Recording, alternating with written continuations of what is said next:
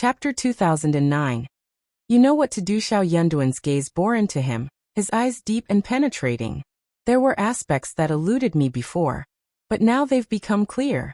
Miss Liu, it seems old Master Zhuang has long been affiliated with your Mei family. Was it your plan for him to present the dancer to me, aiming to bind me to your cause? Third Old Master Mei was startled, taken aback by the astuteness displayed by the young Lord Shao. Of course, he couldn't admit to such manipulation. Lord Shao, you misunderstand. While it's true we seek to align ourselves with you, it's because of your evident talents at such a young age. Your future prospects are undoubtedly promising. For the Mei family, having you as an ally would be immensely advantageous.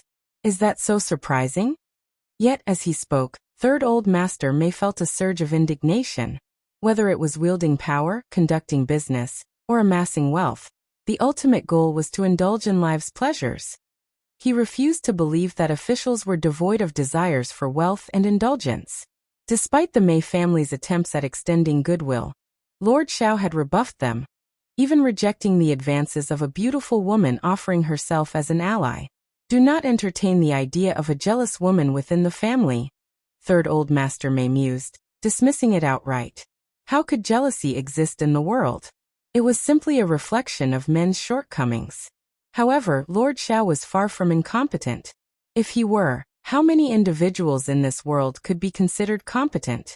His rejection of the Mei family's offers left Third Old Master Mei feeling frustrated. It seemed Lord Shao's refusal was resolute. The presence of such an enigmatic figure was infuriating. Realizing their attempts at extending goodwill and seeking protection were futile, the Mei family took a gamble. But they never anticipated failure at the final hurdle. Reflecting on this, Third Old Master Mei grappled with profound dissatisfaction. He couldn't comprehend how their carefully laid plans had been uncovered. Moreover, their defeat at the hands of just 3 opponents was a bitter pill to swallow. In his grief and indignation, Third Old Master Mei questioned whether good fortune truly existed in this world. It was too absurd. This was the first time he had been defeated in such a cowardly manner.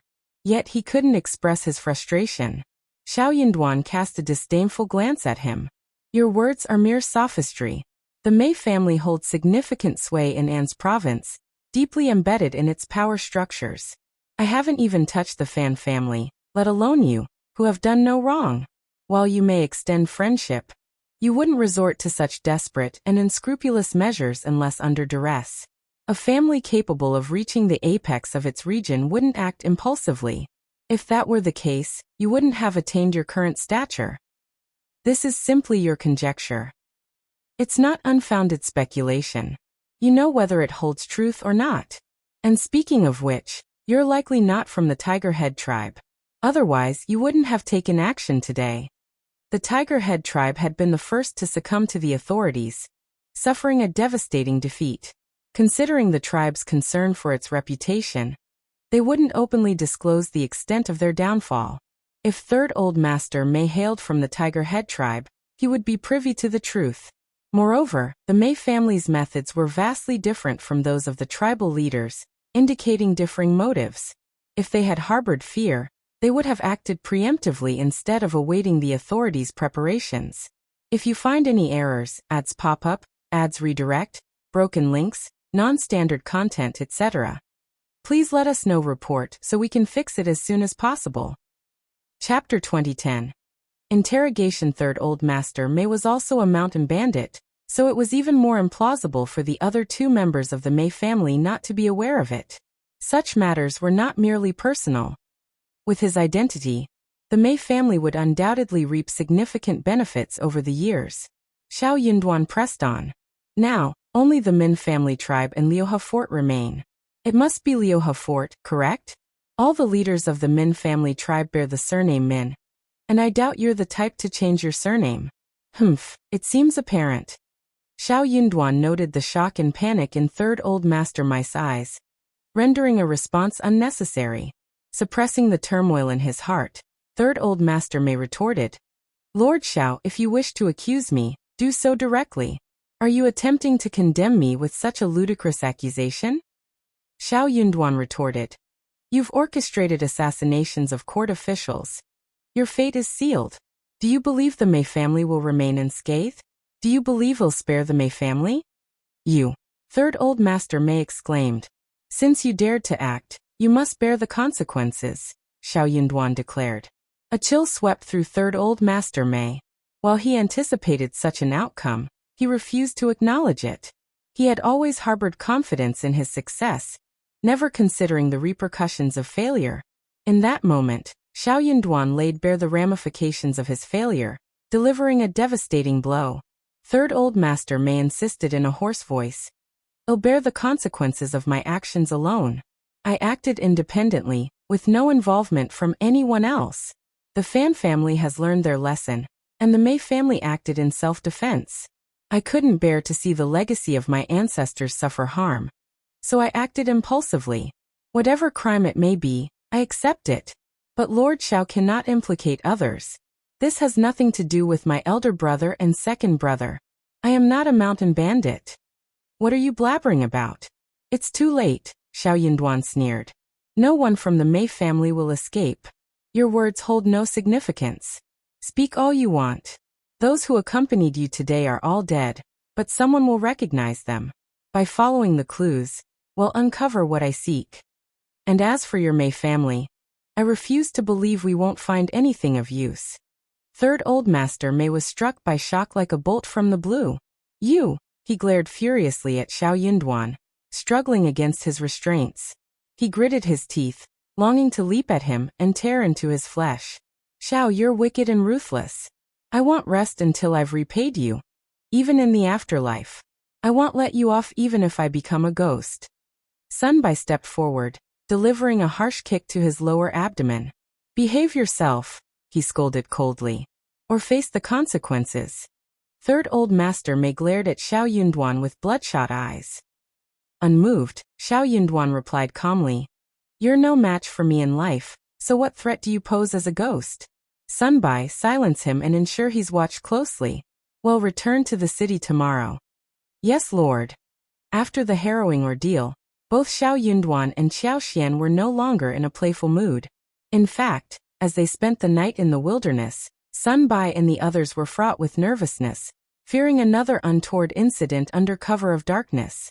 Despite their vigilance, they were still vulnerable in the depths of the mountains.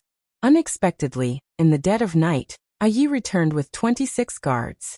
If you find any errors, ads pop up, ads redirect, broken links, non-standard content, etc., please let us know. Report so we can fix it as soon as possible. Chapter 2011. Shocking the city. Sunbai and the others were initially shocked, fearing another attack from the Mei family. However, their apprehension turned to relief and joy upon realizing that Yi had returned with reinforcements. At dawn the next morning, Xiao Yunduan and Qiao Xian departed for the city. There was no time to visit the manor in the mountains. They would have to postpone it for another occasion. As they journeyed, they passed countless fruit trees dotting the mountainside, each brimming with vitality and bearing ripe fruit. Qiao Xian had hoped to explore further, but circumstances dictated otherwise. The guards at the gates of An's city had been reinforced, with increased patrols throughout the city. Despite Xiao Yunduan's instructions to maintain a low profile, the magnitude of the recent events prompted a heightened response from the authorities. It was inevitable that such a significant occurrence would quickly spread throughout the city. By the time Xiao Yunduan and Qiao Xian returned, news of the incident had already swept across An's city. Shock rippled through the city. Some individuals had already harbored suspicions, and now their hunches seemed validated. Masters, key stewards, and elderly servants of the Mei family found themselves arrested and confined within the city's prison.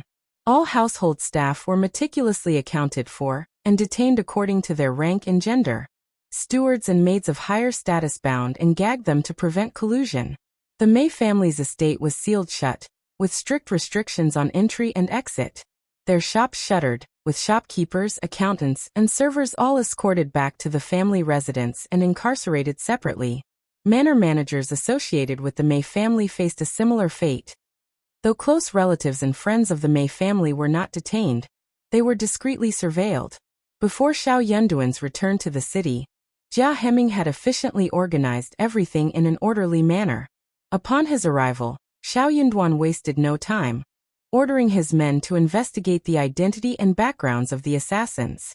He then tasked Jia Heming and Sun Bai with conducting a thorough search of the Mei family's premises. Rest was out of the question. Xiao Yunduan immediately proceeded to interrogate Old Master Mei. Like third Old Master Mei, first Old Master Mei staunchly denied any involvement. Second Old Master Mei followed suit during his interrogation. All three were seasoned individuals who understood the gravity of the situation. They knew that without concrete evidence from the authorities, admitting to such a serious crime was out of the question. Their regrets only intensified. If they had foreseen the consequences, they never would have allowed third brother to take such a risk. Since the bandits' extermination, he had anticipated that Lord Shao would eventually lower his guard, presenting an opportunity for a surprise attack. He estimated an 80% chance of success. As a pragmatic businessman, he naturally gravitated towards endeavors with high probabilities of success. Moreover, he felt compelled to act. Without intervention, the specter of danger would forever loom over the Mei family, keeping them in a perpetual state of fear and uncertainty.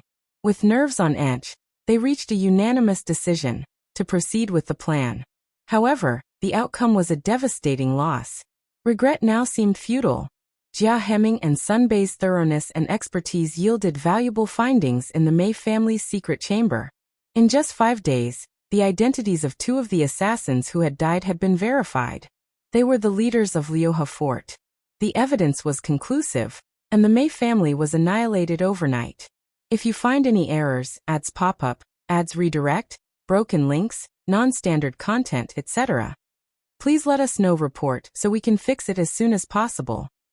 Chapter 2012. The fall of the Mei family. At this juncture, only one of the 3 prominent clans remained in An's prefecture city.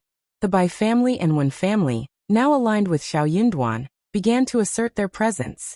Historically, the Hua family, the sole remaining clan of the 3, maintained a low profile, appearing weak and uncompetitive. They shunned ostentation, preferring a tranquil existence. Their family members were known for their amiable demeanor.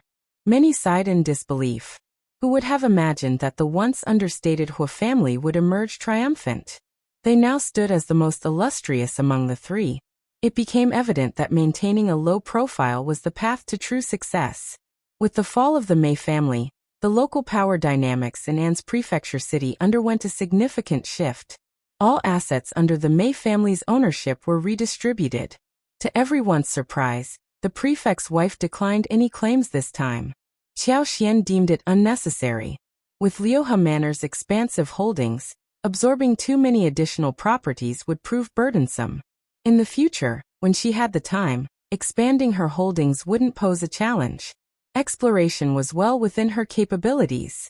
Furthermore, with the vast expanse of land at Liuhe Manor, it was more than sufficient for dealing with the hidden valley in Meili Town they had previously discovered. Shortly after Qiao Xian and Anan returned to their hometown, Xiao Yunduan arranged for the construction of the hot spring villa. Utilizing local materials to construct a wooden house, and utilizing natural water sources to create hot spring pools didn't require intricate designs. Everything was kept simple and straightforward, making the process relatively easy. Yi proposed the idea of establishing a pasture and raising cattle, sheep and horses. While acquiring cattle and sheep was straightforward, obtaining horses posed a challenge. However, since wild horses roamed the area, arrangements could be made to capture and domesticate them. Xiao Yunduan found the idea intriguing, but decided to discuss it with Qiao Xian first before making any commitments. Qiao Xian and her son had only returned home a few days prior, but upon hearing Xiao Yunduan's proposal, she readily lent her support. She believed that even if they couldn't capture the entire herd of wild horses, they could still manage to secure a significant portion alive. With her presence, success was assured. Accessing that area for leisure was effortless for her, and her presence would deflect any suspicions. The vastness of the land made establishing a ranch a lucrative venture. Qiao Xian had little interest in involving herself in the Mei family's affairs. Her reluctance to participate meant the other family clans in An City faced no opposition. Following a round of competition and behind-the-scenes negotiations, they swiftly divided up the Mei family's assets, tacitly excluding the Fang clan and the Lu clan from the proceedings. Needless to say, Lord Shao harbored no desire to witness the further development of the Fan family. Moreover, the third daughter of the Lu family had incurred Lord Shao's wrath, ensuring they wouldn't be allowed to capitalize on the situation. These two families seemed oblivious to their standing. While Lord Shao had shown magnanimity in letting them off, it didn't imply a willingness to tolerate their resurgence. During such tumultuous times, shouldn't those with sense remain low-key and lead a discreet existence? The Lu family in particular trembled in fear at the collapse of the Mei family, dreading the possibility of being implicated themselves. If you find any errors, ads pop up, ads redirect, broken links, non-standard content, etc., please let us know. Report so we can fix it as soon as possible. Chapter 2013. Cheap. If Shao Yunduan were inclined to seek financial gain, he could have easily resorted to extortion, exploiting the Mei family through exorbitant demands or outright robbery. Yet, Shao Yunduan wasn't cut from that cloth. He understood well the clandestine nature of the Mei family's operations, recognizing the third old master's past as a mountain bandit, a closely guarded secret within the family. This knowledge was closely guarded. Even the Mei family's closest associates remained unaware. Consequently, Shao Yunduan maintained a distance from any affiliations tied to the Mei family. Despite some feeling remorseful and attempting to assuage their guilt through clandestine gifts to his office, Shao Yunduan rebuffed such attempts. Among the gift givers were the Lu family, though Shao Yunduan declined their offerings. He discerned the Lu family's innocence in the affair, causing them to breathe a sigh of relief. Observing the Mei family's business heading for auction, the Lu family saw an opportunity to engage without fear of reprisal. In accordance with tradition, the properties up for auction were notably affordable, making them an enticing investment opportunity. Who wouldn't seek to capitalize on such advantageous circumstances? However, to their dismay, they found themselves shunned by other influential family clans, receiving no semblance of respect. The Lu family seethed with anger and resentment. In the past, when the Mei family held sway, no one in Anan's province would have dared to treat them with such disdain. The Lu family felt the sting of insult added to injury, finding the behavior of others truly despicable. As the Mei family's kin by marriage, they felt entitled to assume control of the family's affairs. Why were they summarily excluded? Their indignation simmered, and they contemplated lodging a complaint with Lord Shao at the state government office. Yet fear held them back from taking such bold action. Thus, the Lu family harbored deep regret. If only their daughter had chosen to align herself with Lord Shao earlier, they lamented. No one would dare to slight the Lu family in this manner. The Lu family found themselves teetering on the edge of temptation, eager to act but restrained by apprehension. Similarly, the Fan clan felt the pull of opportunity but faced the bitter taste of rejection. Their frustration mirrored that of the Lu family. However, unlike the Lu family's emotional investment, the Fan family had approached the situation with measured expectations. Their disappointment, therefore, was tempered by foresight. Unlike the Lu family's raw indignation, Fan Ruyan couldn't resist stoking the flames of resentment in front of old Lady Fan. Imagine if Ruerue were to marry Lord Shao. Suddenly, those who spurned us would scramble to win our favor. They wouldn't dare to turn up their noses or act superior. I never imagined the Mei family harbored such secrets. Lord Shao, your escape must have been harrowing. They nearly succeeded in their nefarious plans. It truly speaks to your good fortune. As they say, surviving disaster brings blessings. One can only wonder what lies ahead for Lord Shao. Mother, if Ruerue were to align with him, it could only benefit our family. Mother, wouldn't you like to see our Fan clan restored to its former glory? Old Lady Fan had long been plagued by frustration, disappointment, and simmering anger over the downfall of the Fan family. She rarely ventured outside now, fearing the scorn and mockery of old adversaries. The mere thought of such humiliation was enough to incense her to the core. Driven by this deep-seated fear and desire for vindication, Old Lady Fan harbored a fervent longing for the resurgence of the Fan family. With advancing age, she recognized the fleeting nature of time. If the family's fortunes didn't reverse soon, she feared she might never witness their restoration. To her, it was a matter of dying with unfulfilled grievances. As Fan Ruyan continued to speak, old lady Fan found herself wavering. Surviving calamity often brings about newfound blessings. Lord Qiao truly seemed to possess an extraordinary fortune. Happiness seemed to follow in his wake. If you find any errors, ads pop up, ads redirect, broken links, non-standard content, etc., please let us know. Report so we can fix it as soon as possible. Chapter 2014. The most easy way is of a marriage alliance for the Fan family to reclaim its former status. Relying on conventional methods of gradual progression seemed utterly futile. The entrenched opposition from other influential families rendered such a path practically impassable. With limited market opportunities and resources, the Fan clan found themselves precariously positioned, vulnerable to exploitation without a solid foundation. Who among their competitors would willingly allow the Fan clan to rise again? Moreover, the pace of conventional methods felt agonizingly slow. Old lady Fan fretted that she might not live to witness the family's revival. Given these constraints, the only viable option seemed to be taking a shortcut. And what better shortcut than through a strategic marriage alliance? Old lady Fan cast a reproachful glance at her daughter, unable to contain her frustration. Your impulsiveness has complicated matters.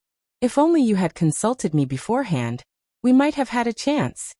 Now, with Ruiruis impending ridicule looming, mother and daughter found themselves united in their predicament. Lord Qiao's public rebuke had further cemented their unfavorable impression of him. Changing their stance would prove challenging, to say the least. Mom, they say sincerity can soften even the hardest of hearts. Lord Qiao may seem stern, but who doesn't know his virtues? Ruirui holds him in the highest regard, her admiration unwavering. Surely, he must be moved by such genuine admiration? Fan Ruyan's eyes gleamed with hope as her mother began to entertain the idea. She spoke with fervor, fueled by her conviction. Old lady Fan regarded her daughter with a mixture of bemusement and concern. What had spurred this sudden enthusiasm?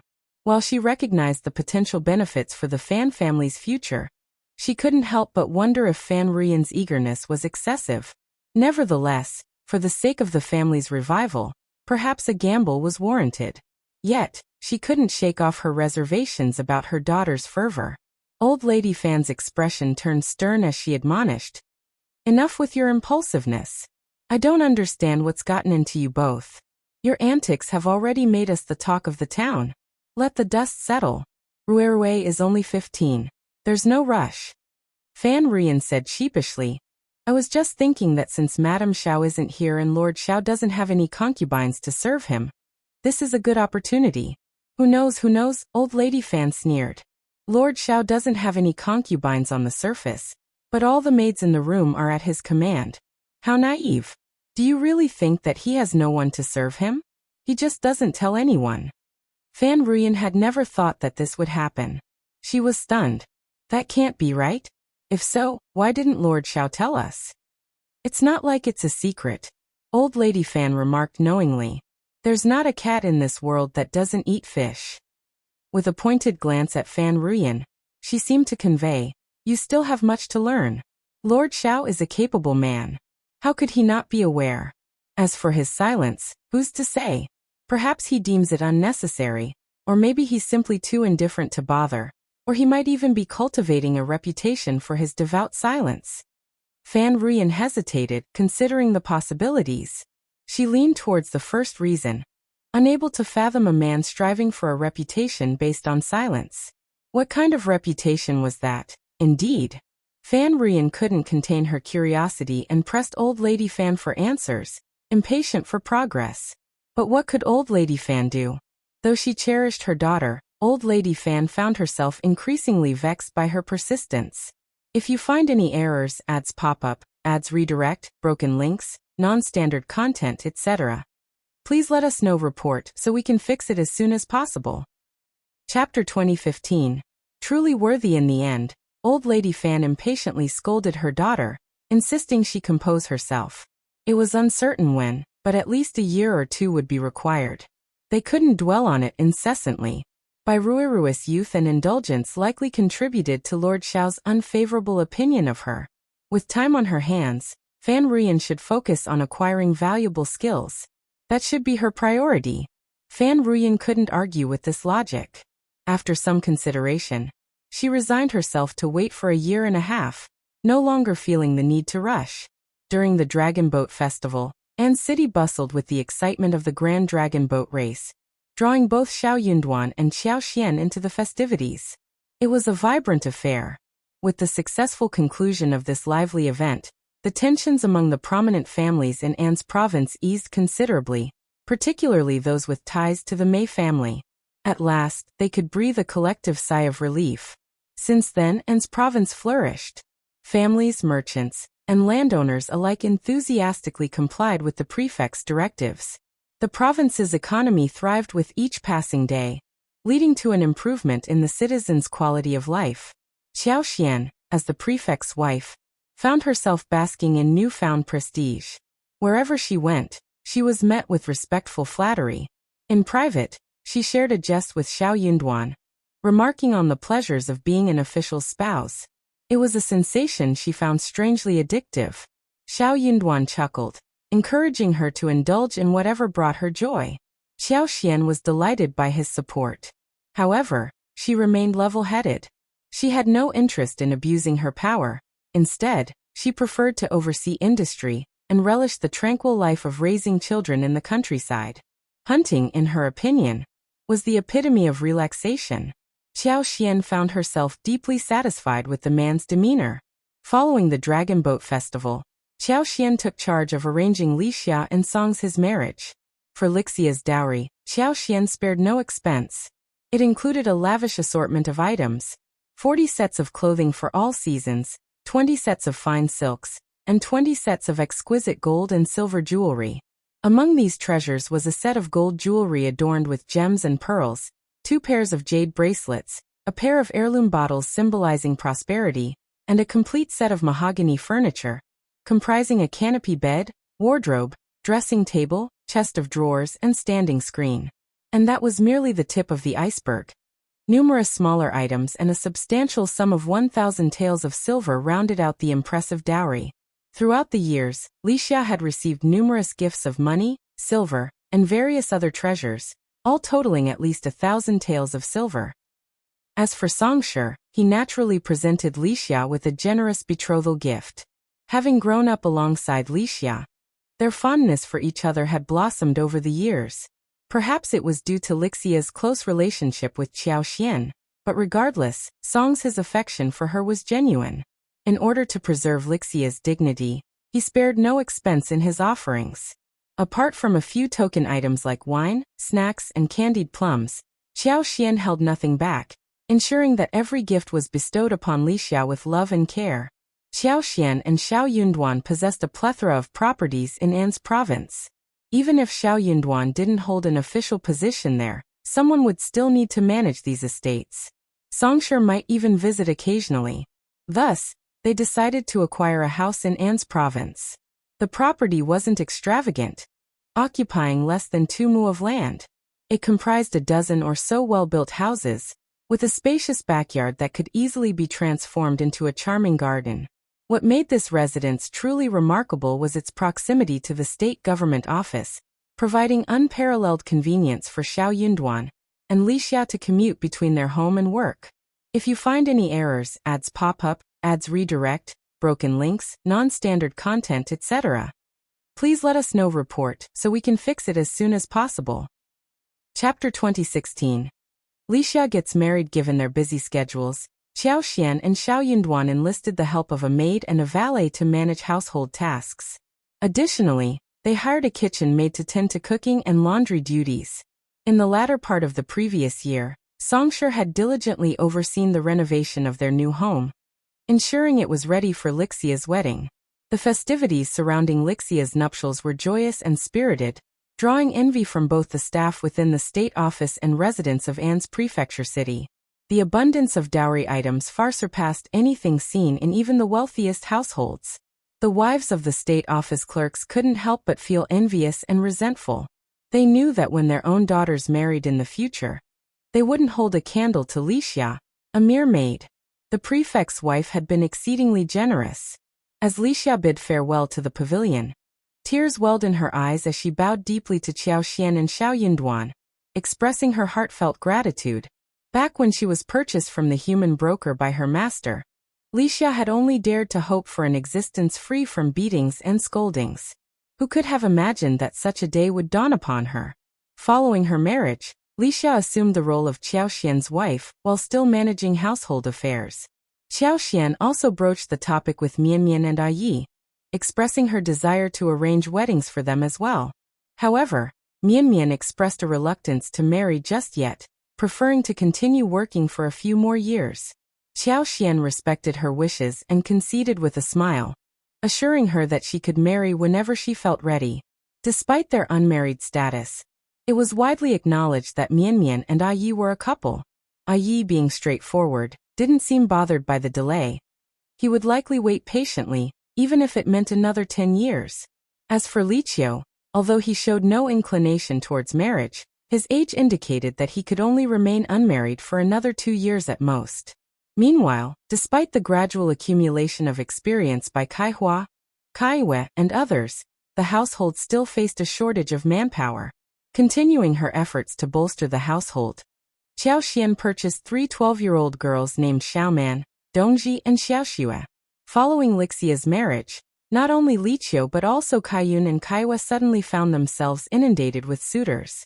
Qiao Xian couldn't help but feel torn between laughter and tears at the sudden surge of attention. Yet such reactions were only natural. Even families of moderate wealth might not offer the same lavish dowry as Lixia's. It was inevitable that many would be tempted. Beyond the dowry, the savings and possessions accumulated over time were not insignificant either. Qiao Xian found herself cautioning Lixia and the other girls not to be swayed by sweet words from men. Marriage was on the horizon for them, and they deserved substantial dowries just like Lixia. Lixia had followed Qiao Xian through thick and thin, and even Kaiyun and Qiao had amassed considerable dowries. Given these circumstances, it was difficult to discern whether suitors were drawn to the individuals themselves or their wealth. At the very least, the girls needed to carefully assess each suitor, considering not only their intentions, but also the dynamics within the suitor's family. Compatibility with potential in-laws was just as crucial as the character of the suitor. At the very least, a suitor shouldn't be a troublemaker, right? Qiao Xian cautioned Lixia and the others against being swayed into marriage hastily. Regretting such a decision later on would be too late. Her words resonated with Lixia and the others, who immediately regained their clarity of mind. In mid-June, Lu Changming and Song Guangyao sent word that the results of the spring quarter examinations were in. Lord Shao's cousin, Shao Lulang, had achieved the status of an intermediate advanced scholar. Having received the 8th grade doctorate in 5 sutras from the Hanlin Academy, he was now considered to have established himself in the capital. If you find any errors, ads pop up, ads redirect, broken links, non-standard content, etc., please let us know. Report so we can fix it as soon as possible. Chapter 2017. Not lucky. Lord Shao, renowned for his expertise in the 5 sutras, deliberately maintained a low profile, never alluding to his connection with Shao Yunduan. Few were aware that he was Shao Yunduan's cousin. He made no mention of his hometown, Shouting Village in Yuzhong Heshan County, opting instead to reference Yuzhong alone. It appeared he wished to sever all ties with Shao Yunduan. Furthermore, it seemed he was cultivating closer ties with the 4th Prince's circle. Had it not been for the letter from Lu Changming and Song Guangyao, Shao Yunduan might have dismissed it all as a jest. While Shao Yunduan had cautioned Zhao Shu against prying too deeply in the capital, it didn't mean he was indifferent to its affairs. Zhao Shu, despite his wealth, was not adept at scheming. His conspicuous activity in the capital could draw unwanted attention and trouble. Before departing, Shao Yunduan had instructed Lu Changming and others to keep a watchful eye on certain individuals, urging vigilance and caution. He emphasized the importance of maintaining a distance from potentially risky alliances. The news of Shao Lulang's intermediate status left Shao Yunduan incredulous. "It's hard to believe," he remarked, not out of disdain for Shao Lulang, but out of a keen understanding of his cousin's capabilities. Shao Lulang had barely scraped through as the last among the recommended candidates. If he were to attempt the exam again, it was doubtful he'd even secure an intermediate status, let alone achieve the rank of advanced scholar. Xiao Yunduan knew this all too well. It seemed implausible that Xiao Lulang had attained such a prestigious title based solely on his abilities. When Lu Changming and the others mentioned Xiao Lulang's proximity to the fourth prince, Xiao Yunduan's suspicions were confirmed. So, that was the crux of the matter. It was likely that the fourth prince had orchestrated Xiao Lulang's elevation to advanced scholar, not out of genuine recognition of his talents, but as a calculated move to exert control over him. Xiao Yunduan couldn't help but feel a sense of foreboding. It appeared his cousin had unwittingly become a pawn in a much larger game. The uncertainty of the future necessitated preparedness. To the fourth prince, Xiao Lulang was merely an advanced scholar, a pawn easily manipulated. His placement in the capital could serve the prince's agenda in unforeseen ways. Xiao Yunduan couldn't shake off his disgust. He hastily instructed Lu Changming and the others to closely monitor Xiao Lulang. If he acted recklessly, they were authorized to intervene and teach him a lesson to curb his audacity. Despite his reservations, Xiao Yunduan couldn't remove Xiao Lulang from his position in the intermediate school or at Hanlin Academy. It came as no surprise to Xiao Yunduan that Xiao Lulang hadn't mentioned him. He likely feared being implicated in any misdeeds. Xiao Xian shared Xiao Yunduan's astonishment. She hadn't anticipated her husband's misjudgment. When word of this reaches third uncle and third aunt-in-law, they'll be insufferably smug, remarked Xiao Yunduan with a sneer. Indeed, he continued sarcastically. Look at their accomplished son, flourishing in the capital. He surpassed me by leaps and bounds. Xiao Xian chuckled in agreement. Let them revel in their pride for now. It'll be satisfying to see them fall from their pedestal in a few years. Xiao Yunduan's expression hardened. Indeed, that's unlikely. Xiao Xian's smile widened. Then let's watch and wait. Instruct Lu Changming and the others to keep a close watch on him and prevent any missteps. Xiao Yunduan nodded. Agreed. Let's observe from a distance. It was likely that the fourth prince had taken Xiao Lulang under his wing in the capital. As long as he remained there, the prince could assign him a minor role and keep him under his thumb. If needed, he could be utilized in the future. And if not, the prince wouldn't incur any losses. If you find any errors, ads pop up, ads redirect, broken links, non-standard content, etc., please let us know. Report so we can fix it as soon as possible. Chapter 2018. Green smoke from the ancestral grave. In such circumstances, Xiao Lulang seemed inconsequential. While living in the capital held some significance, making a name for himself appeared unattainable.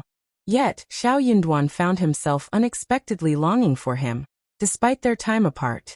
Word swiftly spread to the village that Xiao Lulang had ascended to the rank of advanced scholar and secured a position at the prestigious Hanlin Academy. With the finesse of the spring and autumn brush, he penned a letter bearing auspicious tidings. Of course, he omitted his own achievement as an advanced scholar. Such humility was customary. To the villagers, the distinction of an advanced scholar might have been unfamiliar, but the stature of scholars was widely known. He couldn't risk losing face. In his missive, he merely conveyed his success in the advanced scholar examination and his commendation by esteemed figures, leading to his tenure at the Imperial Forest Academy in the capital.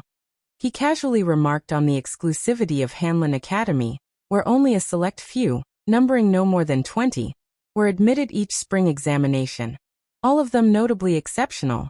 Initially intending to return to his hometown to honor his ancestors, he explained that his duties at the apex demanded his undivided attention, leaving no room for a homecoming. Official matters, after all, took precedence. Shouting Village erupted into excitement once more. The Shao family is truly blessed. Yes, their luck knows no bounds. Who would have thought Xiao Lulang would rise to the ranks of an advanced scholar? And to stay in the capital as an official, esteemed by both leaders and nobles. His future is boundless, surpassing even Mr. Primus. Indeed, once he's an official, the comparisons will shift. Many advanced scholars have brighter prospects than Primus. Third uncle and Ms. Ma are already dreaming of a prosperous future. Comparisons can be infuriating indeed. Meanwhile, third uncle and Ms. Ma practically floated with pride, their happiness palpable. They practically skipped along, grinning from ear to ear. They were extremely ostentatious in the village and kept saying, "I always knew our Lulang would make us proud. He's truly a success now, haha. Our Lulang has had wits since he was a child. Even back in the academy, Master often sung his praises. That's no exaggeration. It's a shame really. I miss our Lulang dearly. If only he could come back. But with the nobles and higher-ups valuing him so much, they're keeping him for something big. Sigh. Business takes precedence." This time around, they were more cunning. They extolled their own virtues without dragging Xiao Yunduan into it. Yet their haughty demeanor spoke volumes. They had no desire to compete with the main branch of the family, or Xiao Yunduan. After all, Xiao Yunduan couldn't hold a candle to them. Who else had they heard of being esteemed by the leader? When Tao Tao married Jiao Shu, they weren't as envious or resentful. Their son was already a high-ranking official in the capital, with a far brighter future than Xiao Yunduan's. They had no need to worry about Xiaoda's family. Xiaoji was marrying into an official's household. Being an official's wife wouldn't be easy. Thankfully, they hadn't let go of Xiaoda's family affairs in the past. And they couldn't afford to do so now. They needed to swiftly dispatch a letter to Lulang. Finding a suitable family for Xiaoji in the capital was paramount. The second section of the family of the Shao family was so annoyed. Ms. Niu and second Unruly kept scolding their son and daughter-in-law, but they did not like them at all.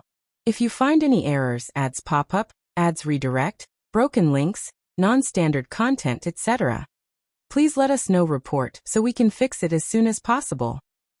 Chapter 2019. Ms. Fang disregarded this MS. Niu and second uncle berated their two sons as useless for not attending school. They pointed fingers at the main branch of the family, accusing them of favoritism. Why didn't Xiao Lulang ensure his own sons received an education like he did? If he had, our boys might be esteemed scholars by now. Xiao Erlang and Xiao Silang felt utterly demoralized. What had they done to deserve constant scolding and trouble? But studying wasn't something they excelled at, no matter how much envy they harbored.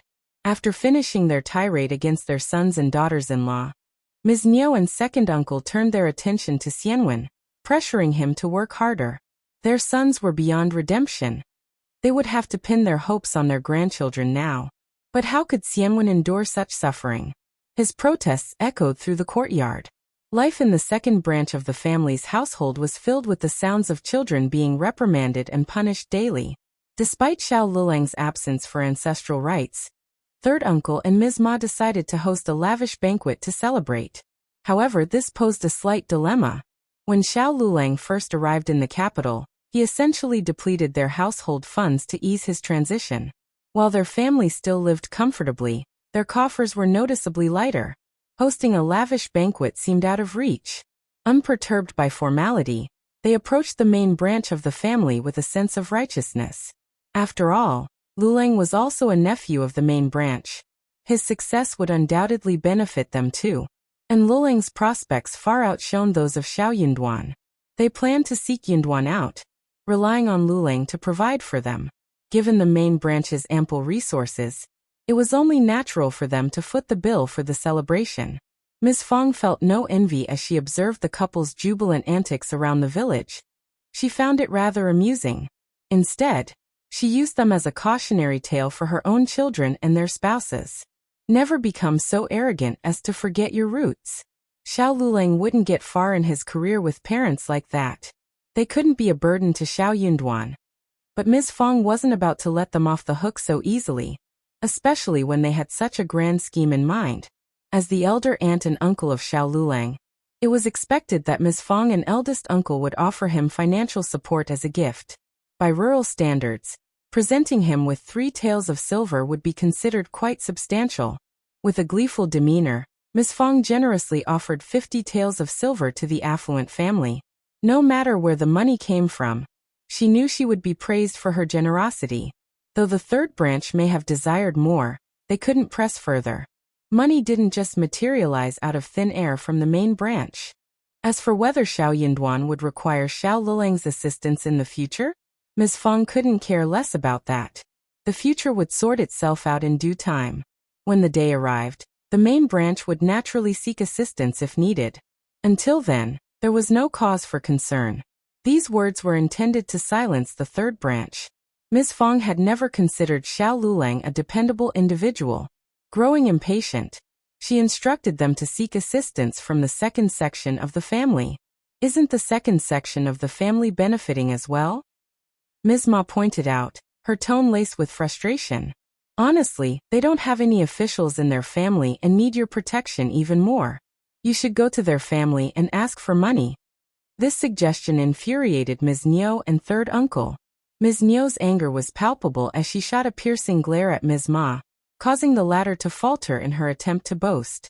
Before Ms. Ma could utter another word, she was abruptly cut off by Ms. Niu. It would suffice if the second branch of the family offered a modest gift. Ms. Niu retorted sharply. Why would they be expected to provide funds for a banquet? If you find any errors, ads pop up, ads redirect, broken links, non-standard content, etc., please let us know. Report so we can fix it as soon as possible. Chapter 2020. Anyone would get tired of it since the second branch of the family wasn't forthcoming with assistance, and Ms. Fang wasn't cooperating. Ms. Ma and third uncle begrudgingly accepted the 50 taels from Ms. Fang and added another 10 taels to fund the banquet. Hosting a banquet for 60 taels of silver was already quite a feat for country folk.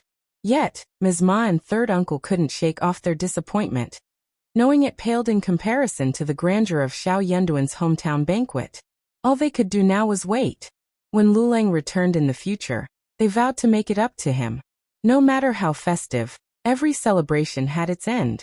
The banquet of the third branch came and went, and well-wishes abounded.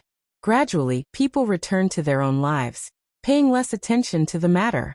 But not Ms. Ma and third uncle. The couple appeared intoxicated with joy, parading around with their heads held high, eagerly awaiting flattery and praise. Initially, others indulged them, offering compliments out of courtesy. They feigned envy and admiration, playing along with their charade. But such flattery grew tiresome over time. Eventually, even the most patient souls would tire of it. However, Xiao Lulang's high-ranking status in the capital's hierarchy made him untouchable, dissuading anyone from offending him easily. Consequently, when others spotted Ms. Ma and third uncle from a distance, they conveniently averted their gaze, lowered their heads, and hastened away. Noticing the avoidance, Ms. Ma and third uncle grew increasingly irked, venting their frustrations in private. Their most common refrain was the wait-and-see series. They vowed that when Lulang returned, none of these people would dare to approach him if he had the power. And if they had the means, they wouldn't need to rely on their family's support in the future. Meanwhile, at the main branch of the family, Xiao Yunduan dispatched someone to fetch Ms. Fang and eldest uncle for a brief visit at the end of June. Ecstatic, Ms. Fang and eldest uncle couldn't contain their joy. Of course, they would eagerly accept the invitation to their son's abode. The entire family accompanied them, leaving only a caretaker and Chunyu behind to tend to the household. Before departing, Ms. Fang instructed the land officer to look after their affairs and reminded the housekeeper to defer to the main branch's authority, ensuring no decisions were made without their consent. If anyone dared to stir up trouble, they would seek justice from the land officer, a clear indication of their vigilance against the third branch of the family. It was evident that they were wary of potential disruptions from the third branch, as they were the only ones audacious enough to instigate conflicts with the main branch.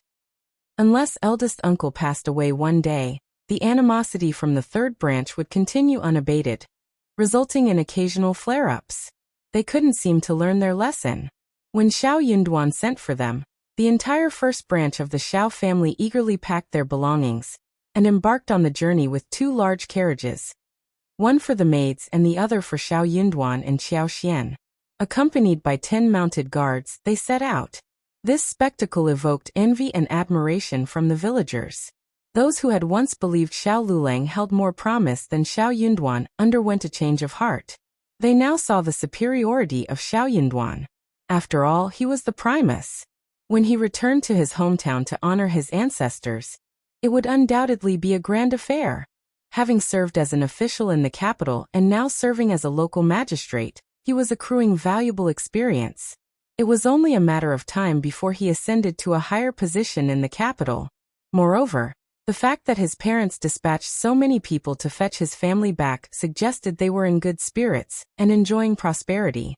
If you find any errors, ads pop up, ads redirect, broken links, non-standard content, etc., please let us know. Report so we can fix it as soon as possible. Chapter 2021. Still unruly in comparison. Xiao Lulang seemed significantly inferior. Third uncle and Ms. Ma, known for their propensity to stretch the truth, especially Ms. Ma with her loquacious nature, found themselves biting their tongues. How much of what they claimed was genuine? It seemed that if Xiao Lulang scored 1 point, the couple would undoubtedly award him 10. With this realization, they no longer feared them. However, Ms. Ma and third uncle grew agitated once more. The arrival of Ms. Fang in An's province promised to bring a lively atmosphere. Unexpectedly in July, Zhao Shu arrived with Tao Tao. This was the epitome of a harmonious family. Ms. Fang and eldest uncle were elated. Tao Tao was equally surprised and overjoyed. Zhao Shu reveled in the company of others and radiated happiness. The back office's eastern courtyard in An's province buzzed with liveliness. Meanwhile, Zhao Shu took Tao Tao to pay respects to their ancestors at the Zhao family's ancestral home. To Zhao Mu's dismay, Zhao Shu brought along Miss Qin.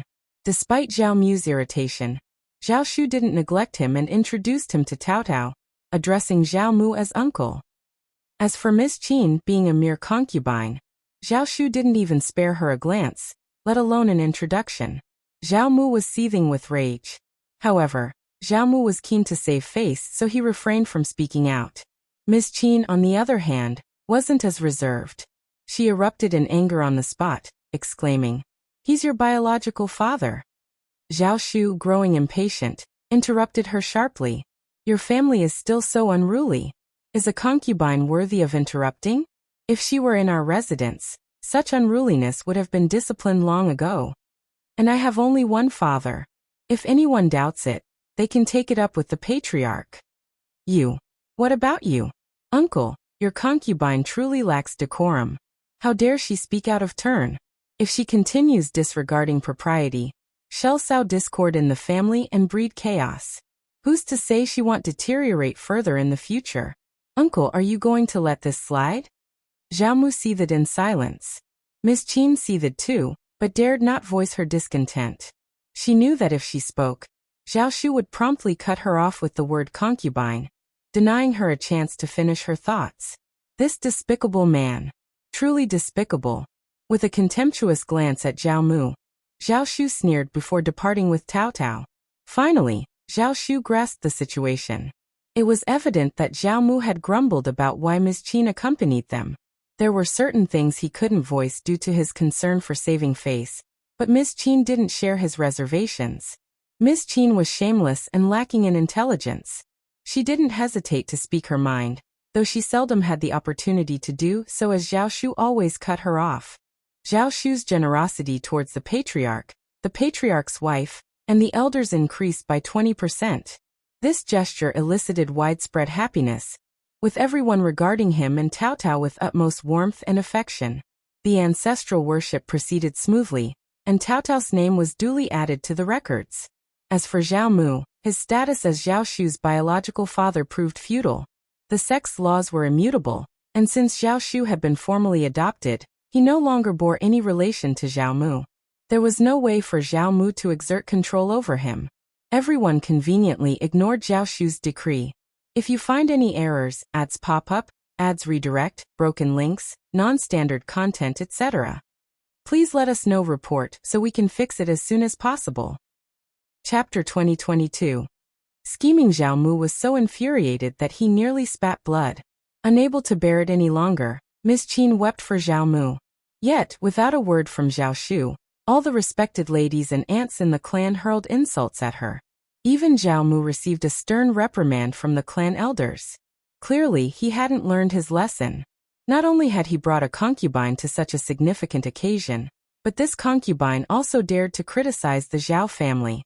Who gave her, a mere concubine, the audacity to do so? What had gotten into Zhao Mu? Did he intend to continue bringing shame upon the family? If their decline persisted, what would be left of them? Miss Qin's face flushed with alternating shades of red and white. She felt a surge of humiliation and resentment bubbling up inside her, urging her to scream and curse. Among those who criticized her, many were familiar faces. When her old master was still the wealthiest man in Yangzhou, none of them dared to call her a concubine. They all smiled and spoke respectfully to her. They addressed her as Madame Qin. But now, they turned on her faster than the changing tides. Who were they to judge her? Naturally, Xiaomu didn't dare to oppose the entire clan. He could only swallow his pride, publicly apologize and chastise Miss Qin. Yet under Zhao Shu's watchful and seemingly amused gaze, Xiaomu felt his blood boil, his face burning with shame. Yet, Xiaomu remained adamant about not returning to his own abode. Of course, he had brought Miss Qin here for the sake of Zhao Shu and Tao Tao. He had hoped that Zhao Shu would exhibit greater maturity and wisdom after marriage, allowing them to have a heartfelt conversation. After all, they were father and son by blood. However, Xiaomu hadn't anticipated that Zhao Shu would still retain his fiery temper. Regret gnawed at Xiaomu incessantly. He should have taken Zhao Shu under his wing instead of allowing Madame Zheng to raise him. He ought to have imparted his wisdom personally. Aside from Zhao Shu's speculated motives, there was another reason for bringing Miss Qin along, to foster a bond between her and Tao Tao. From Zhao Mu's perspective, Xiao Tao Tao was merely a humble country girl. Zhao Shu had wedded her solely because her brother ascended to the primus position. What did she understand? Miss Qin possessed a silver tongue and wisdom. If she applied herself, she could surely win over Xiao Tao Tao. And if she could win over Xiao Tao Tao, Zhao Shu would heed his counsel. Thus, Miss Qin brainstormed ways to connect with Tao Tao. Tao Tao didn't want to see her at first, but she couldn't stop pestering her, so Tao Tao saw her. He might as well meet her and make her give up, so that he could get some peace and quiet. Indeed, Miss Qin had given up after seeing him. The countryside girl was not easy to coax at all. She was as annoying as Zhao Shu and kept saying that she had no respect for him. Concubines made her blood boil. In the end, her anger turned into anger. She couldn't take it anymore and mocked Tao Tao. Tao Tao asked someone to slap her face. Not only did Miss Qin receive a slap, but she was also escorted by someone to lodge a complaint with the patriarch's wife, resulting in another reprimand. Even Zhao Mu wasn't spared. Both of them left, seething with indignation. Meanwhile, Zhao Shu was elated. He lingered in the capital with Tao Tao for a while, introducing her to their relatives and paying respects to their elders. Following these formalities, they returned to Jiangnan before heading to An's province. Unrestrained and carefree with Tao Tao by his side, Zhao Shu decided they would spend the Mid-Autumn Festival with Qiao Xian and Shao Yunduan in An's province. If you find any errors, ads pop up, ads redirect, broken links, non-standard content, etc., please let us know. Report so we can fix it as soon as possible. Chapter 2023. 2 years. What a stroke of luck that Ms. Fang and the others happened to be here too. This was an even more delightful surprise. Following the transitional autumn, Yuezheng Shao joined them as well.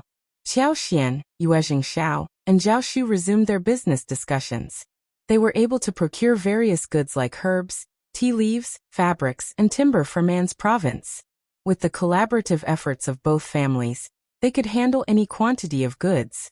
Their plans unfolded seamlessly. They selected a location and acquired property in An's prefecture city to establish a shop and warehouse. They made a conscious decision not to compete with businesses in An's prefecture city. Instead, they engaged in buying and selling goods outside the city, conducting their trade. Their presence was welcomed by local trading companies. Their involvement promised increased vitality in local commerce, a mutually beneficial arrangement. By mid-September, Ms. Fang and eldest uncle found themselves unable to stay longer. With the autumn harvest season beckoning, they had to return home promptly. Thus, the entire family embarked on their journey back. Though there was a tinge of sadness upon parting, they found solace in the closeness they had cultivated and the newfound ease of travel between their locations. Winter gave way to spring, and time slipped by unnoticed, marking the passage of 2 years. In the 51st year of the Emperor Xian's reign, Anan had already turned 3 years old, soon to celebrate his 4th birthday in July. The lively little fellow was robust and full of mischief, keeping the east courtyard of the back office bustling with activity each day. Over the past 2 years, the economic prosperity of Anzuzhou had flourished remarkably. An increasing number of individuals ventured into cultivating medicinal herbs, peppers, star anise, and peppers. Many households even ventured into small-scale poultry farming, raising chickens and ducks. While the operations weren't massive, there was still a market for their produce. Qiao Xian, Zhao Shu, and Yuezheng Shao eagerly purchased these goods, provided they met their quality standards. With the proliferation of these specialty products, the local populace found themselves with more disposable income than ever before, leading to an improvement in their quality of life. The adoption of potatoes as a staple crop also gained rapid momentum. Within just 2 years, nearly every farming family had integrated potato cultivation into their agricultural practices.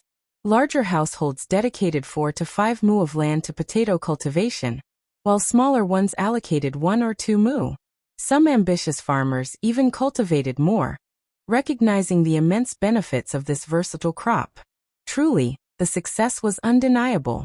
With its high yield and low land requirements, potatoes proved undemanding to cultivate. Minimal special attention was needed, planting and basic management sufficed. A single weeding session in the middle of its growth cycle, along with a modest application of fertilizer, could significantly boost yields. In An's province, agricultural families were scarce. Some households, despite having 12 to 13 members, owned only 3 mu of paddy fields. Previously, they struggled to enjoy a full meal of white rice throughout the year. Their diets consisted primarily of wild vegetables, beans, taros, assorted vegetables, and melons, with the aroma of rice being a rare luxury. Even then, for over 2 months annually, they tightened their belts, often unable to afford even porridge. A large pot of water was mostly filled with vegetables, melons, and beans, with only a meager handful of rice added sparingly. The introduction of potatoes significantly improved their circumstances. Potatoes provided an abundant and versatile staple. Their versatility allowed for consumption as both a rice substitute and a vegetable. Moreover, cultivating a small plot for medicinal herbs could yield 3 to 5 taels of silver annually. The value of a few taels of silver should not be underestimated. It significantly enhanced the quality of life for the entire family. With just 6 copper coins per kilogram of rice, they could ensure sustenance for the year. Satiated and invigorated, they embraced newfound vigor and optimism. Inspired by Lord Shao and Madame Shao, they embarked on endeavors to cultivate peppers, star anise, and rear chickens and ducks. Their future held promise. Each passing year would bring further improvements. Gratitude abounded for the benevolence of the Lord of the Prefect. If you find any errors, ads pop up, ads redirect, broken links, non-standard content, etc., please let us know. Report so we can fix it as soon as possible. Chapter 2024.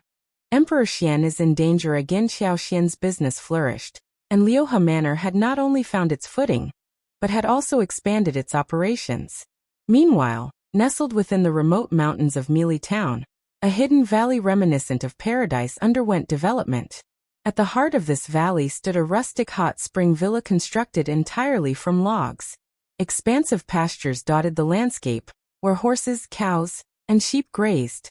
Each year, a portion of the livestock was sold, contributing to the manor's revenue.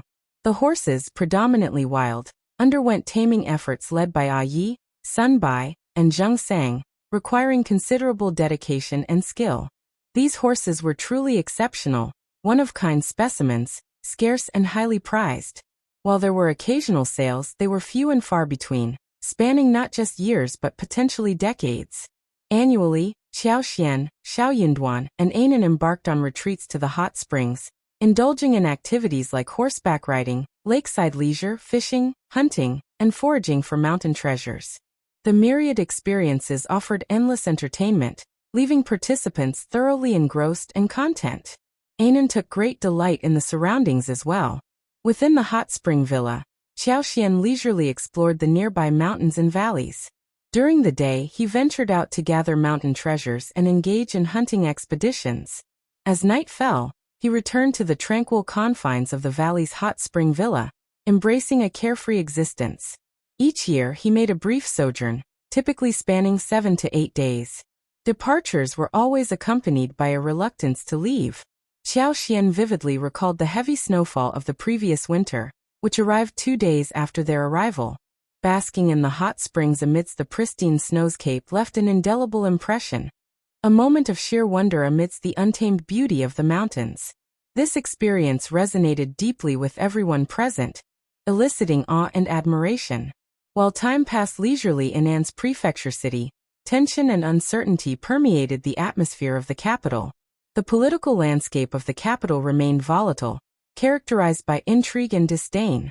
Emperor Xian's precarious health condition, having teetered on the brink of death twice in the past 2 years, sent ripples of apprehension through the palace and beyond. Despite the distance, news of these developments reached Lu Changming and his associates swiftly. The power struggle between the crown prince and the other princes continued unabated, escalating with each passing day. The crown prince's position mirrored Emperor Xian's failing health. It teetered on the edge of collapse yet stubbornly refused to crumble. Over the past 2 years, the crown prince's influence had stagnated, occasionally facing rebukes from his siblings. Though fraught with nerves and fear, the crown prince's standing continued to dwindle. With Emperor Xian's close brushes with death, the other princes could no longer afford to remain passive. The prospect of waiting for Emperor Ji Xian's demise and subsequent ascension to the throne became increasingly precarious. Realizing the urgency, the second prince and third prince, initially inclined to bide their time and capitalize on internal discord, abandoned their passive stance and took proactive measures. United in their determination, they sought to eliminate the crown prince as a crucial first step towards reshaping the political landscape. Only by toppling the crown prince and securing the vacant position could they hope to stake their claim. Failure to act decisively would render all efforts futile, leaving each prince to rely solely on their own abilities. The crown prince's predicament grew increasingly dire. In the spring of the 51st year of Emperor Xian's reign, Emperor Xian of Qi fell ill once more. Coincidentally, honored Princess Mei was by his side at the Thousand Autumn Palace. Engaging in light-hearted banter, Emperor Xian's mood took a sudden turn when honored Princess Mei collapsed unconscious. Shocked, honored Princess Mei and Daoist Shangzhen swiftly attended to Emperor Xian, ordering him to be transported to the dragon bed. They promptly sealed the news, forbidding anyone from divulging a word. If you find any errors, ads pop up, ads redirect, broken links, non-standard content, etc., please let us know report so we can fix it as soon as possible. Chapter 2025. Sudden death. Their moods were somber, tinged with a mix of panic and apprehension. Yet amidst the panic, a subtle undercurrent of anticipation lingered. Since dispatching Daoist Shangzhen to the palace, honored Princess Mei and the fourth prince refrained from any private communication with him, abstaining from seeking his assistance. However, Daoist Shangzhen remained steadfastly aligned with their cause. Honored Princess Mei understood his temperament all too well. Any attempt to contact him privately, even if innocuous, would risk undermining Daoist Shangzhen's credibility with the emperor, a risk they couldn't afford to take. When Daoist Shangzhen examined Emperor Xian's pulse, he shook his head gravely at honored Princess Mei. The emperor hovered on the brink of death. This time, without divine intervention, his survival seemed improbable, unlike the previous 2 instances. Perhaps, the emperor might never awaken again. Honored Princess Mei's entire being was taut with tension. Her hands clenched tightly, yet her body quivered uncontrollably. A tumult of emotions surged within her: nervousness, excitement, terror, fear, determination, all intermingled. She was acutely aware of what she needed to do, what she must do. With the emperor's failure to depose the crown prince, his demise seemed the most expedient resolution. Departing the Thousand Autumn Palace as usual, honored Princess Mei maintained her facade. The palace now lay under her and Daoist Shangzhen's dominion. Those loyal to the emperor had fallen victim to her subterfuge, captured and disposed of, their bodies cast into the well behind the palace. With Daoist Shangzhen overseeing security, she harbored no apprehension. But lingering too long risked arousing suspicion. The queen and princess concubine virtue posed formidable obstacles. Over the past 2 years, with the emperor's ailing health, they maintained vigilant watch over the Thousand Autumn Palace. Their scrutiny extended to any visitor, even one of their own. Having embarked on this path, honored Princess Mei knew there was no retreat. She could only charge forward in one go. Hence, at noon that day, the Crown Prince died from drinking a cup of tea in the study of the East Palace. Honored Princess Mei's carefully laid plans, embodied in that nail, finally bore fruit after more than a decade. The sudden turn of events left no room for concealment. Moreover, Princess Consort lacked the fortitude and resilience to cope. Upon hearing the shocking news of the Crown Prince's demise, she initially dismissed it as a cruel jest. Who would dare jest about such a grave matter? Such jesters deserved nothing less than death.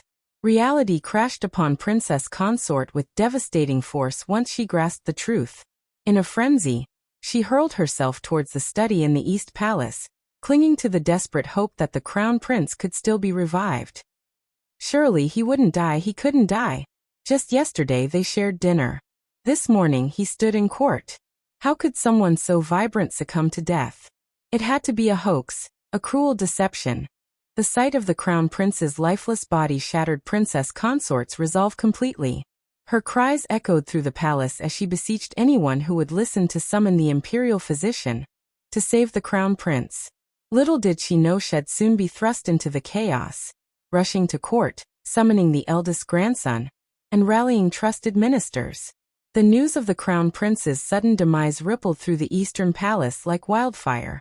Meanwhile, the fourth prince had long prepared for such a moment. Swiftly, he dispatched trusted aides out of the capital to rally support while fortifying the palace with his most capable guards. Emperor Xian of Qi had passed away over 2 hours before the Crown Prince breathed his last. Taoist Shangzhen, having administered the customary immortal pills dissolved in water, watched as Emperor Xian of Qi's breath ebbed away with alarming swiftness. If you find any errors, ads pop up, ads redirect, broken links, non-standard content, etc., please let us know. Report so we can fix it as soon as possible. Chapter 2026. Dirty water. Even the most skilled physicians would be confounded by the cause of the Emperor's fatal poisoning. Rushing to the Thousand Autumn Palace, the fourth prince and honored Princess Mei were met with the lamentations of mourning. The news of the Crown Prince's demise proved too much for the already frail emperor, who succumbed to the shock. In rapid succession, the queen, Princess Concubine Virtue, the second prince, the third prince, along with other members of the imperial family and high-ranking generals, convened at the court. Chaos gripped the palace.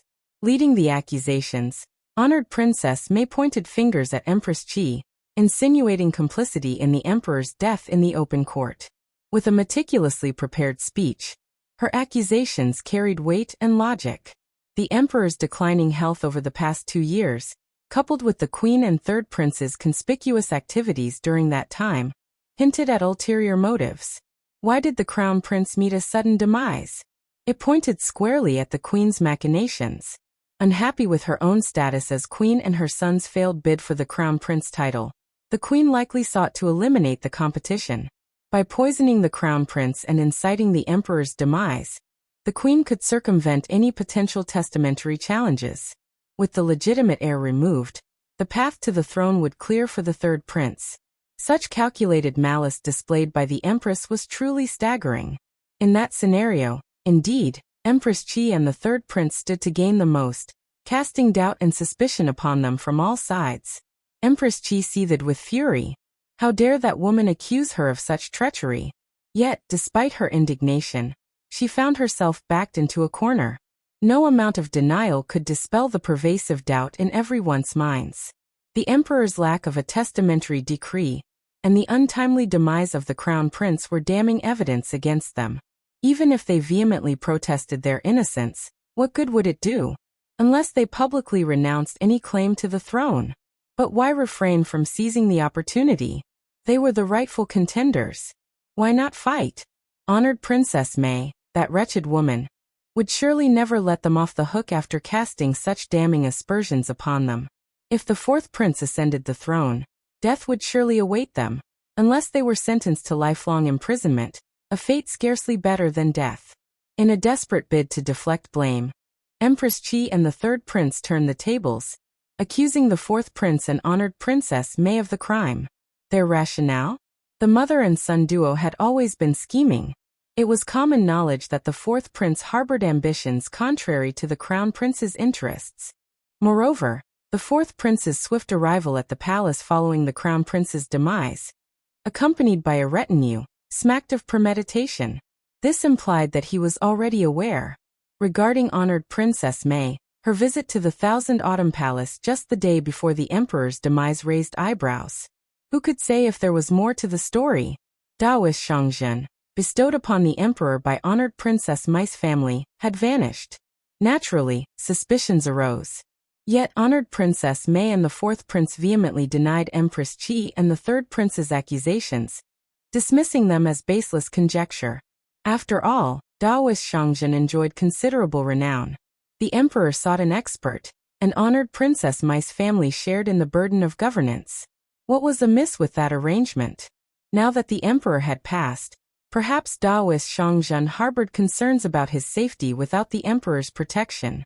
His departure was understandable, a matter of self-preservation. What did it have to do with them? If you find any errors, ads pop up, ads redirect, broken links, non-standard content, etc., please let us know. Report, so we can fix it as soon as possible. Chapter 2027. Internal Disorder. Empress Qi fired back with her own rebuttal. Wasn't honored Princess Mei's accusation of her and her son also based on mere speculation? What audacity! Honored Princess Mei presumed to cast aspersions and slander, yet recoiled when faced with the same treatment? Who did she think she was? She was the queen, appointed by the emperor himself. She refused to tolerate such baseless slander. Princess Concubine Virtue and the second prince, sensing their implication in the turmoil, waded into the fray to assert their innocence. Empress Qi dispatched several imperial physicians to examine the emperor's body. Their conclusion: the emperor's demise resulted not from poisoning, but from prolonged medication use, which had compromised his health over time. His passing, they deemed, was a consequence of his weakened condition. Honored Princess Mei breathed a sigh of relief, doubling down on her pressure against Empress Qi. Ultimately, the pivotal question remained: who would ascend the throne? None of the three princes yielded to the others. With no clear testamentary decree, each harbored aspirations for the throne, unwilling to relinquish their claim. At this critical juncture, Princess Consort rallied, accompanied by her eldest grandson, brothers and loyal ministers and guards from the East Palace. The crown prince's legacy persisted. The eldest son, now a grown man with children of his own, emerged as a contender for the throne. This time, the chaos reached unprecedented levels. The capital teetered on the brink of anarchy as the four factions clashed with ferocious intensity. Only 2 entrances remained open at the city gates, heavily guarded by trusted sentinels from each faction. Neither side yielded an inch of ground to the other. The city gates buzzed with activity, swarming with messengers darting in and out, seeking reinforcements or hastening from distant locales. Outside the city, several garrisons, large and small, bolstered the faction's forces. Within the palace walls, the tension was palpable. Emperor Xian's remains were hastily interred, and the mourning hall hastily arranged. Tempers flared over seating arrangements and incense offerings. But amidst the chaos, the emperor's funeral took a back seat to the power struggle unfolding before them. The throne beckoned irresistibly, a prize none could ignore and none were willing to relinquish. With no testamentary decree, power lay within reach of the most capable. It was a prize worth fighting for, and no one would shy away from seizing it. Doubtful? Prove your worth, seize it if you can. The ambitions of the princes were no longer veiled, but laid bare for all to see. Courtiers aligned with the princes followed suit, throwing themselves into the fray with abandon. For them, victory meant ascending to the throne. There was no turning back now, only pressing forward. However, loyalists to the imperial court and the late emperor, particularly the venerable old officials, lamented this spectacle. They implored the princes to halt their power struggle and prioritize the funeral rites for the late emperor. How could he rest in peace amidst such turmoil? In response, the princes employed a strategy of deflection, waiting for others to halt first before considering a pause themselves. It was an impasse, a conundrum with no solution in sight. With their own fates hanging in the balance, No one could afford to divert their attention elsewhere. Princess Consort got so furious that she almost exploded. If the Crown Prince was still around, the throne would naturally belong to him. The Crown Prince was no longer around.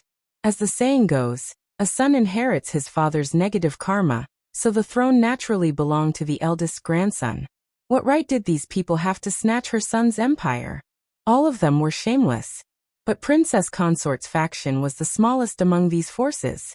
Crown Prince had too many scruples and didn't dare to expand his influence. After all, there were so many eyes on him. At this point, the Eastern Palace was completely powerless to compete with others. If you find any errors, ads pop up, ads redirect, broken links, non-standard content, etc., please let us know report so we can fix it as soon as possible. Chapter 2028. Fighting for the position. The tension in the air thickened with each passing moment, the scent of gunpowder growing more potent by the minute. It was on the brink of eruption. All parties involved understood that mere verbal sparring would not yield any resolution. Eventually, violence would ensue, resulting in senseless bloodshed. Finally, the dreaded day arrived. The battle that unfolded within the imperial city was nothing short of tragic. Civilians barricaded themselves indoors, quivering with fear. Shops and eateries remained shuttered, too afraid to open their doors. Countless soldiers raced through the sprawling streets, the clang of weapons and the cries of combatants sending shivers down everyone's spine throughout the night. The risk of fire was ever present, with flames sporadically lighting up the sky in various parts of the city. People scrambled to flee the imperial city. Those with nowhere to go cowered at home, praying for divine intervention. Time seemed to stretch on endlessly. As news of the Crown Prince's demise and the Emperor's passing spread, the populace erupted into chaos. Tea houses, wine shops, and streets alike buzzed with fervent discussions and heated debates. Everyone held strong opinions about the state of affairs. Some threw their support behind one prince, while others argued vehemently for another.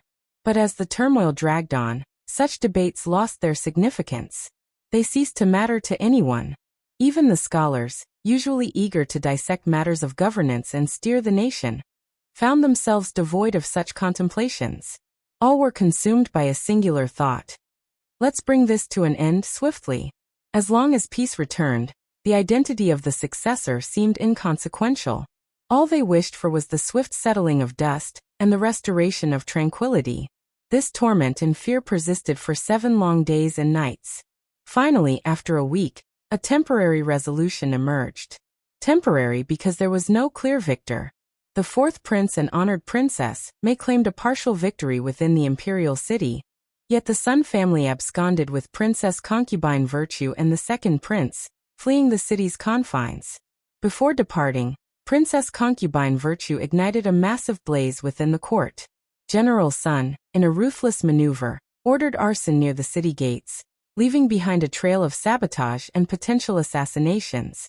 Caught in the wake of the Sun family's brutality, the 4th prince and honored princess may found themselves in dire straits. Amidst their panic, the 3rd prince led a band of loyalists out of the imperial city, but Empress Qi chose to remain, sacrificing her safety to serve as a diversion. Honored Princess Mei and the 4th prince remained oblivious to the 3rd prince's escape, a consequence of Empress Qi's cunning. By the time they caught wind of it, he had already put considerable distance between them. Fearing a potential trap, the 4th prince hesitated to dispatch pursuers. Nevertheless, Empress Qi remained within their grasp. As for the 2nd prince and Princess Concubine Virtue, lacking the legitimacy of the queen or rightful heir, they held little sway. Once the dust settled, troops could be deployed to quash any rebellion they might foment. Similarly, Princess Consort's family fell under the 4th prince's control. With the Crown Prince's demise, the East Palace became untenable for them. Consequently, the 4th prince ordered Princess Consort and her kin relocated to the Northern Palace compound.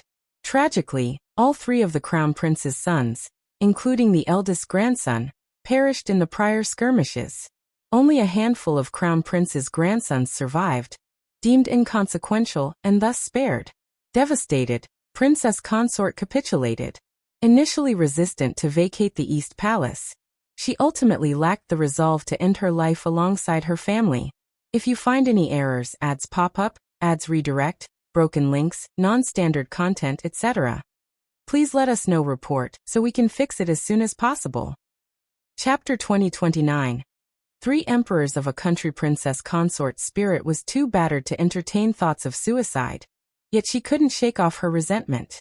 Eventually, she begrudgingly relocated to the desolate confines of the North Court Palace. As for her simmering animosity, the 4th Prince and honored princess May remained indifferent. General Sun's lingering operatives continued to wreak havoc.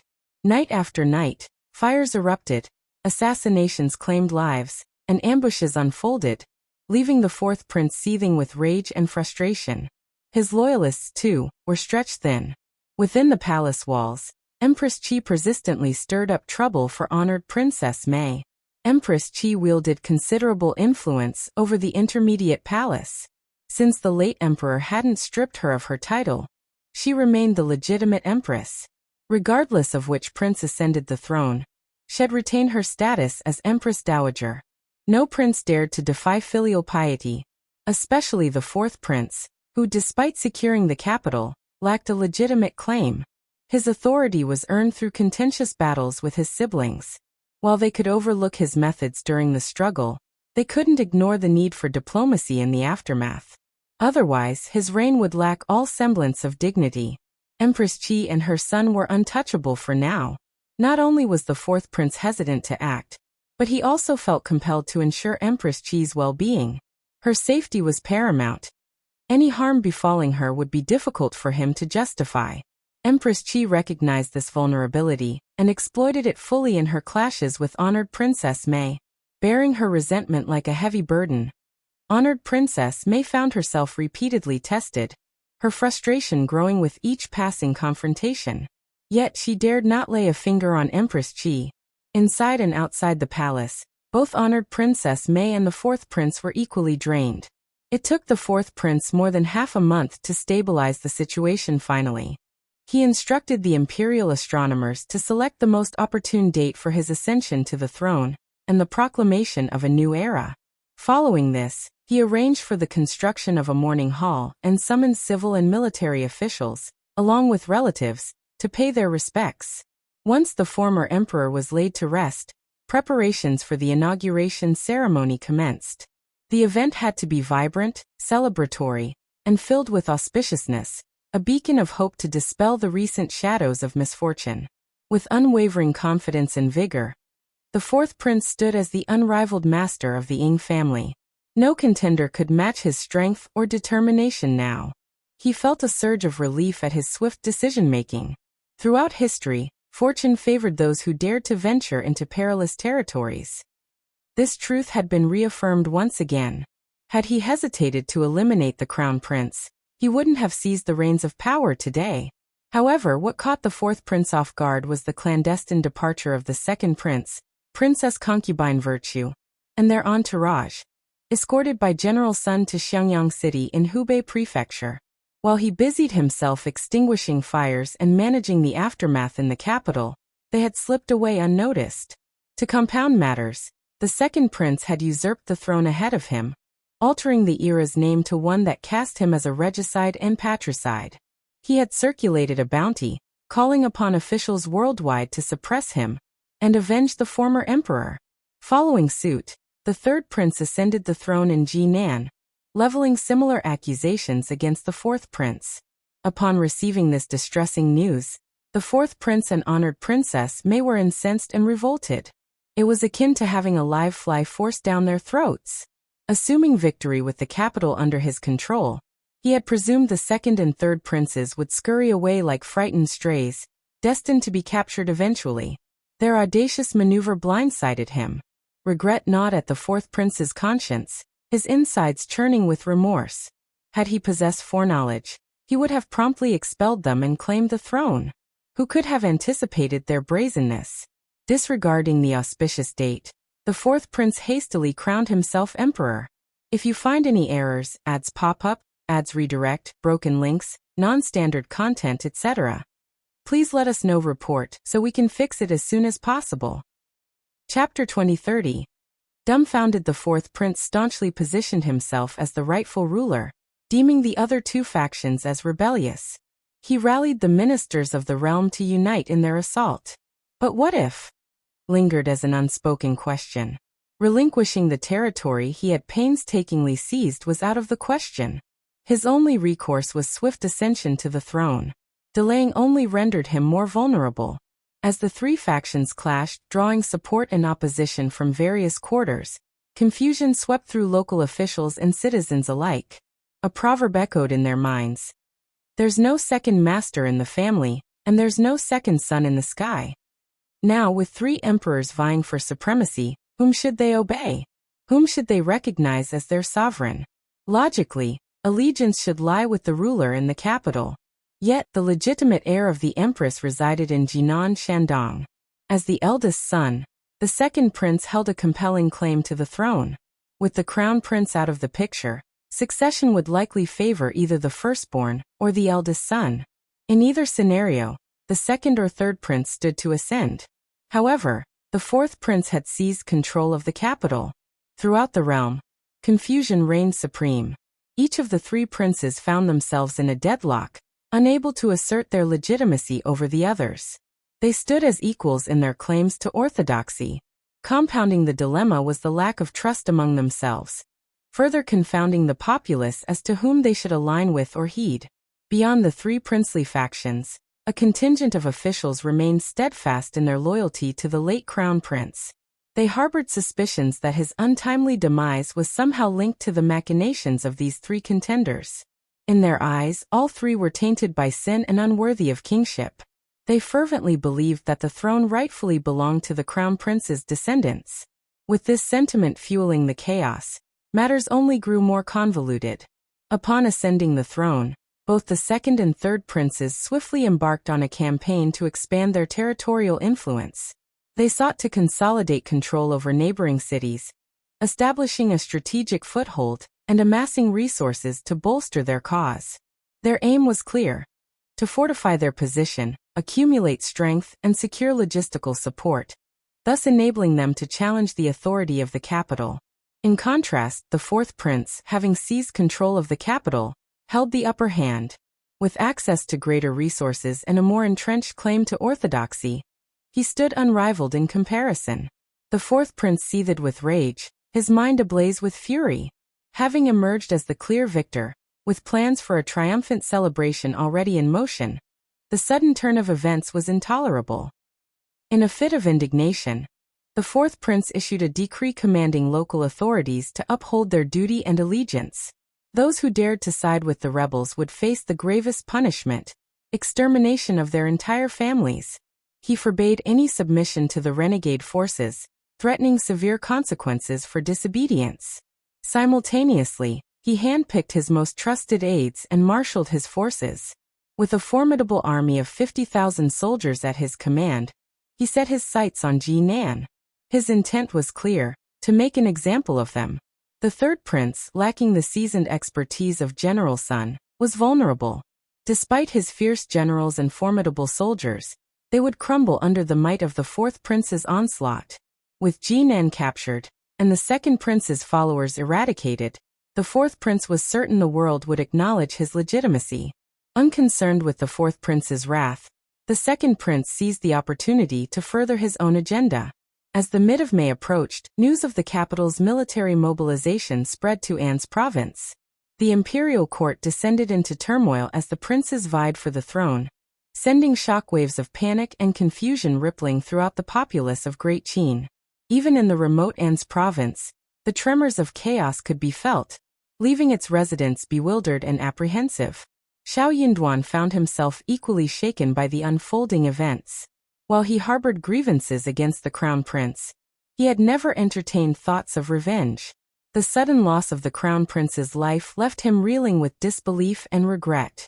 If you find any errors, ads pop up, ads redirect, broken links, non-standard content, etc., please let us know. Report so we can fix it as soon as possible. Chapter 2031. Settlement. Shao Yunduan stood dumbfounded upon hearing of the crown prince's demise and the emperor's passing. Surveying the unfolding chaos, he couldn't help but heave a heavy sigh. The power struggle among the three princes was far beyond the purview of a local magistrate like himself. Xiao Yunduan counted himself fortunate to have requested a transfer away from the capital and the tumult of the central plain. Equally bewildered was Qiao Xian. The sudden and unbelievable turn of events left her reeling. It felt as though she had been abruptly thrust from a peaceful existence into a semi-mad world, trapped in a surreal nightmare. Never in her wildest dreams did she envision experiencing such turmoil firsthand. The shock of it all lingered for days, leaving Qiao Xian feeling adrift in disbelief. Sensing her distress, Xiao Yunduan offered words of comfort, urging her not to fret. Qiao Xian grappled with a complex mix of emotions, finding it difficult to articulate her thoughts. But with Xiao Yunduan's support, she gradually found solace. In the end, she resolved to take each day as it came, accepting the unpredictable twists of fate. Given their circumstances, Qiao Xian contemplated her options. Acknowledging that neither she nor Xiao Yunduan held authority over the unfolding events, she recognized the power of her own abilities. Compared to many others, she possessed considerable strength. However, the lingering sense of uncertainty and insecurity gnawed at her, casting a shadow over her peace of mind. Regardless of who ultimately emerged victorious in the power struggle, she echoed her husband's sentiment, hoping they wouldn't seek retribution against him. That assurance alone would suffice. Meanwhile, Xiao Yunduan took charge, leading Qiao Xian, Anan, Sunbai, Sun Qian, and others to the secluded intermediate area behind the state government office. There, they began compiling a list of individuals in need of protection. On one front, Xiao Yunduan sought to reassure the populace, while on another, he tasked Sunbai, Sun Qian, Jia Heming, Zheng Sang, and others with maintaining security and conducting patrols. Despite the tumultuous events unfolding beyond their control, Xiao Yunduan remained steadfast in his determination to ensure the people of An's province could continue to live in peace. Observing his efforts, the initial fear and confusion among the common folk gradually abated. Indeed, while the princes battled for supremacy in the capital and the central plains, An's province remained largely unaffected. With Lord Shao at the helm, there was a sense of reassurance among the populace. As long as Lord Shao remained, ensuring their continued well-being, everything would be all right. Regardless of the outcome of the power struggle in the capital, it mattered little to the residents of An's province. Despite being the weakest contender among the three princes, the third prince wielded considerable influence as a member of the Orthodox Intermediate Palace, securing the strategic location of Jinan and swiftly seizing control of the eldest son's territory before the fourth prince could react. He effectively cut off the northern canal route, halting all northbound ship traffic. Moreover, strict prohibitions were placed on southern carriages entering the capital. Given that the capital heavily relied on the Grand Canal for transportation of vital resources, the third prince's blockade caused immediate strain, with merchants exacerbating the situation by hoarding goods and waiting for prices to soar. Panic gripped the capital's populace. Fluctuating prices and widespread anxiety plagued the citizens on a daily basis. For the fourth prince, managing these crises alone proved to be a monumental task, diverting attention and resources away from any potential offensive against the third prince. It appeared that determining a victor in the short term was a daunting prospect indeed. If you find any errors, ads pop up, ads redirect, broken links, non-standard content, etc., please let us know. Report so we can fix it as soon as possible. Chapter 2032. Power to Protect Oneself. Sunbai, Sun Qian, and Zheng Sang convened a meeting with Xiao Yunduan, their skepticism toward the government palpable. They had never truly identified themselves as public servants. Their loyalty lay solely with Xiao Yunduan. With the world on the brink of chaos and the three major powers engaged in conflict, they anticipated the emergence of opportunistic factions seeking to exploit the turmoil. In times of disjointed decrees and fragmented authority, nefarious elements were bound to emerge. In such turbulent times, the law held little sway. It was the power of the fist that truly mattered, especially within the territories established by the three princes in the capital. Should powerful individuals aligned with them perpetrate unlawful acts, would they face severe repercussions? Highly unlikely. Their actions would likely be met with impunity. Despite An's prefecture city's remote location, they understood the importance of preparation. Strategizing before taking action was paramount. At the very least, they needed the strength to defend themselves. Shao Yunduan concurred wholeheartedly. After deliberation, Zhang Sang and Sun Bai took steps to bolster their ranks by recruiting numerous bailiffs for training. Additionally, they procured over 100 teenagers aged between 12 and 15. While a handful remained at Zhang Sang's residence for training, the majority were discreetly dispatched to the ranch in Mealy Town for intensive training. In the event that someone sought to exploit the chaos and target Shao Yunduan, having additional manpower would undoubtedly prove beneficial. With the upper echelons in disarray, it wasn't just An's prefecture city expanding its personnel. Wherever feasible, local governments were expanding their ranks. Fortunately, Shao Yunduan had no shortage of funds, and the citizens of An's city held great confidence in him. The moment word got out about recruitment, countless young men eagerly flocked to the state office. With Sun Bai, Sun Qian, and others overseeing their training, these recruits were expected to excel in less than 3 months. Meanwhile, the conflict between the fourth prince and the third prince dragged on longer than anticipated, stretching into April of the following year, with Jinan facing imminent peril.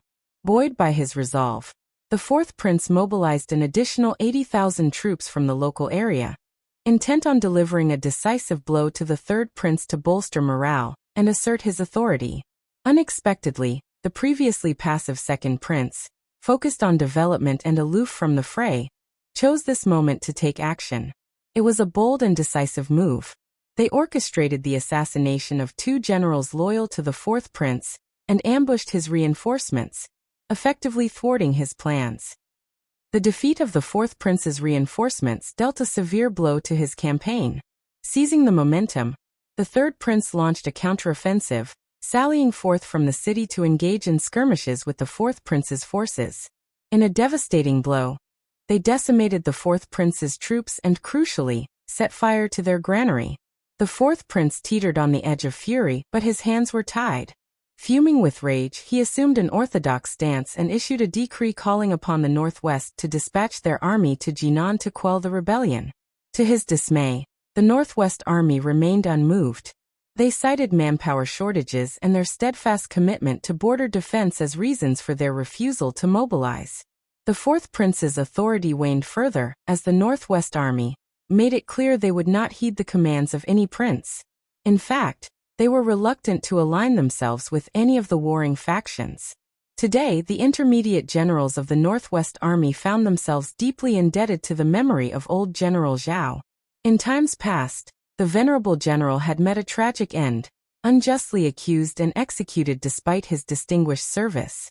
His demise did not occur on the battlefield, but rather under the cloud of suspicion cast by the emperor, leading to the execution of his entire family. The generals couldn't help but shudder at the thought.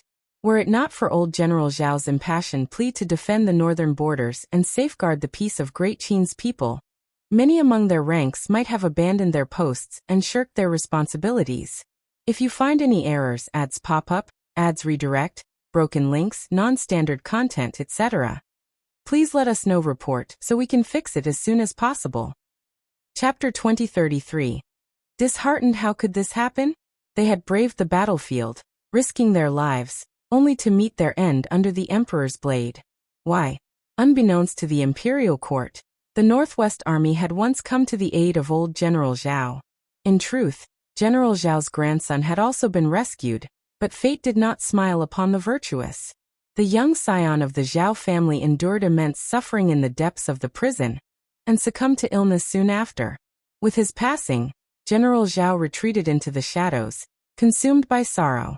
Henceforth his whereabouts became a mystery. None in the Northwest Army ever laid eyes on him again. Even as the truth vindicated General Zhao and his kin, he remained elusive. It became widely accepted that General Zhao had departed this world. Had he been alive, he would have emerged, if only to safeguard the honor of the Zhao family. The Northwest Army dispatched emissaries to the capital for the Zhao family's burial, but the palace also sent representatives. One particularly haughty eunuch looked upon the Northwest Army's delegates with disdain. He showed no deference to General Zhao or his kin. Instead, he declared, "The Zhao family has benefited from our generosity. It is their fortune that the emperor has bestowed such favor upon them. They should express gratitude even in death and pray for the empire's eternal prosperity." The representatives of the Northwest Army seethed with anger. Some among them struggled to contain their volatile tempers, their restraint the only thing preventing an immediate eruption. Following this encounter, the Northwest Army's discontent with the imperial court deepened, and their disillusionment with the royal family intensified. Their duty at the northwestern border was not in service to the royal family, but in obedience to the final directive of their esteemed general. Unless expressly relieved of their duty by the imperial court, they would stand sentinel over the palace. Yet their loyalty lay not with the court or the emperor. As the late emperor breathed his last, the ensuing power struggle among the three princes, and the eldest grandson plunged the land into uncertainty. The Northwest Army observed with cold detachment, silently cursing their arrogance and disdain. The corruption within the great Qin imperial family festered openly. Now, the fourth prince presumed to wield them as pawns in his bid for power. Such audacity was met with incredulity. What delusions clouded his mind? Regardless of the royal infighting, the Northwest Army remained steadfast in their refusal to be embroiled. Their stance was clear. They would not lend aid to anyone. The Northwest Army's resolute rejection was met with the fourth prince's ire, yet his frustration found no outlet, for there existed no recourse against their principled stance. Not to mention the uncertain future, the fourth prince dared not even entertain the thought of confronting the Northwest Army. He refrained from addressing them sternly, fearing that any hint of provocation might drive these impetuous and brash men into the arms of another. The mere notion of their potential defection kept him awake at night. Thus, the fourth prince sought solace in asserting his dignity, clinging to the polite response he received from the Northwest Army. In his mind, this signaled their tacit acknowledgement of his authority. If they couldn't depart, they certainly wouldn't. The rumors of discord within the Great Qin Empire were pervasive, impossible to conceal. It was likely that Qingdi, Beihu, and others were already aware. While Qingdi had maintained a semblance of stability in recent years, Beihu posed a genuine threat. Indeed, departure was not an option. Hence, the fourth prince dispatched an imperial decree to the Northwest Army, offering reassurance, and instructing them to remain vigilant against Qingdi's machinations while dutifully safeguarding the northern borders. Yet, the Northwest Army remained indifferent to his missive. No amount of explanation from the fourth prince could alter the stark reality of their rejection. If you find any errors, ads pop up, ads redirect, broken links, non-standard content, etc., please let us know. Report so we can fix it as soon as possible. Chapter 2034. The fourth prince's awkwardness. Indeed, not only was the fourth prince rebuffed, but the Northwest Army remained unmoved by his overtures. As news of this defiance spread, a subtle shift occurred in the hearts of the populace. The once unassailable authority of the royal family and the emperor quietly crumbled suddenly. It seemed to everyone that even the emperor and his kin were merely ordinary. Complicating matters further was the deliberate and inadvertent entanglement of the second prince in the conflict in Jinan. The war evolved into a protracted struggle with no end in sight. In the capital, the fourth prince's grip on power steadily waned. Among the trio of princes, his position grew increasingly precarious. While he held the title of heir apparent, he remained the last in line for the throne. Although Beijing stood as their stronghold, its sustenance relied heavily on supplies from Jiangnan and the Central Plains. Deprived of these vital resources, Beijing's survival seemed uncertain. However, with the third prince ensnared in Jinan, and the second prince entrenched in Xiangyang, the fourth prince's influence in the northwest dwindled. His jurisdiction spanned Hebei, Shaanxi, Henan and Shaanxi, yet these regions yielded meager harvests, offering little solace amidst the mounting challenges. Jiangnan, once teeming with prosperity and abundant resources, found itself isolated as the Grand Canal fell under the control of the third prince. Fearful of igniting further conflict and subjecting their people to suffering, officials dared not venture into the region, preferring to hunker down and pray that war would spare their territories. In this climate of uncertainty, local administrators like Shao Yunduan, and Qiao Xian shared the sentiment of seeking refuge from the storm. An's province, situated in a remote corner, seized upon the opportunity presented by the ongoing strife. Recognizing that the conflict showed no signs of abating, they resolved to carry on with their duties despite the tumultuous times. However, Shao Yunduan remained vigilant, issuing orders for heightened surveillance and patrols to thwart any incursions by suspicious individuals into An's province. Disorder was strictly forbidden, with severe punishment promised for transgressors. Despite the chaos engulfing the realm, the 17 towns within An's province continued to thrive. The local populace understood that figures like Madame Shao, young Master Le Zheng, and young Master Zhao would continue purchasing goods as usual, providing a semblance of stability amidst the turmoil. In response to the internal discord, the Yuezheng family bolstered their ranks with additional servants, including Zhao Shu. Skilled martial artists found themselves in high demand, their expertise invaluable in safeguarding business interests and ensuring the safety of merchants amid the precarious conditions of civil strife. Amidst the chaos of war, officials had little time or inclination to meddle in the affairs of others. Those unfortunate enough to fall victim to robbery could only lament their misfortune, for seeking recourse from the government often led to disappointment or even extortion. Thankfully, the conflict had not engulfed vast swaths of territory. While tension hung thick in the air, the economy continued to function relatively unimpeded, with the flow of goods remaining steady. For the bold and resourceful, there were ample opportunities to increase their wealth. Despite the upheaval, Qiao Xian had made it a habit to visit Liuhe Manor to assess the situation and stay for a few days. This year was no exception, despite the circumstances. Shao Yunduan, sharing the state of affairs with Jia Heming, accompanied her on this journey. If you find any errors, ads pop up, ads redirect, broken links, non-standard content, etc., please let us know. Report so we can fix it as soon as possible. Chapter 2035. The little fellow's memory is too good. With the lessons learned from previous excursions, Qiao Xian and her companions ensured they were accompanied by a sizable retinue of guards wherever they traveled. This time, Yi and Wu Guan led a contingent of 40 guards to provide security. Staying at the foot of Liuhe Manor for 4 days and 2 days atop the mountain, Qiao Xian and her party meticulously explored every nook and cranny. They ventured into the nearby mountains, returning with a bountiful harvest. Over the past few years, coupled with Qiao Xian's extraordinary abilities, Liuhe Manor had undergone significant transformation. The trees lining the roads had flourished, forming a verdant canopy that provided shade and coolness, particularly welcome in the heat of summer. Peering through the carriage window, it felt as though they were traversing through a lush, green tunnel. In a few years' time, Qiao Xian envisioned this canopy evolving into a proper tunnel. Moreover, extensive areas of land surrounding Liuhe Manor had been cultivated, yielding flourishing crops of medicinal herbs. The fruit trees planted throughout the estate, including jade orchids, camphor, yinxing willows, locusts, and elms, thrived with vitality, their branches heavy with promise. The chicken and duck farms buzzed with activity, bustling with life.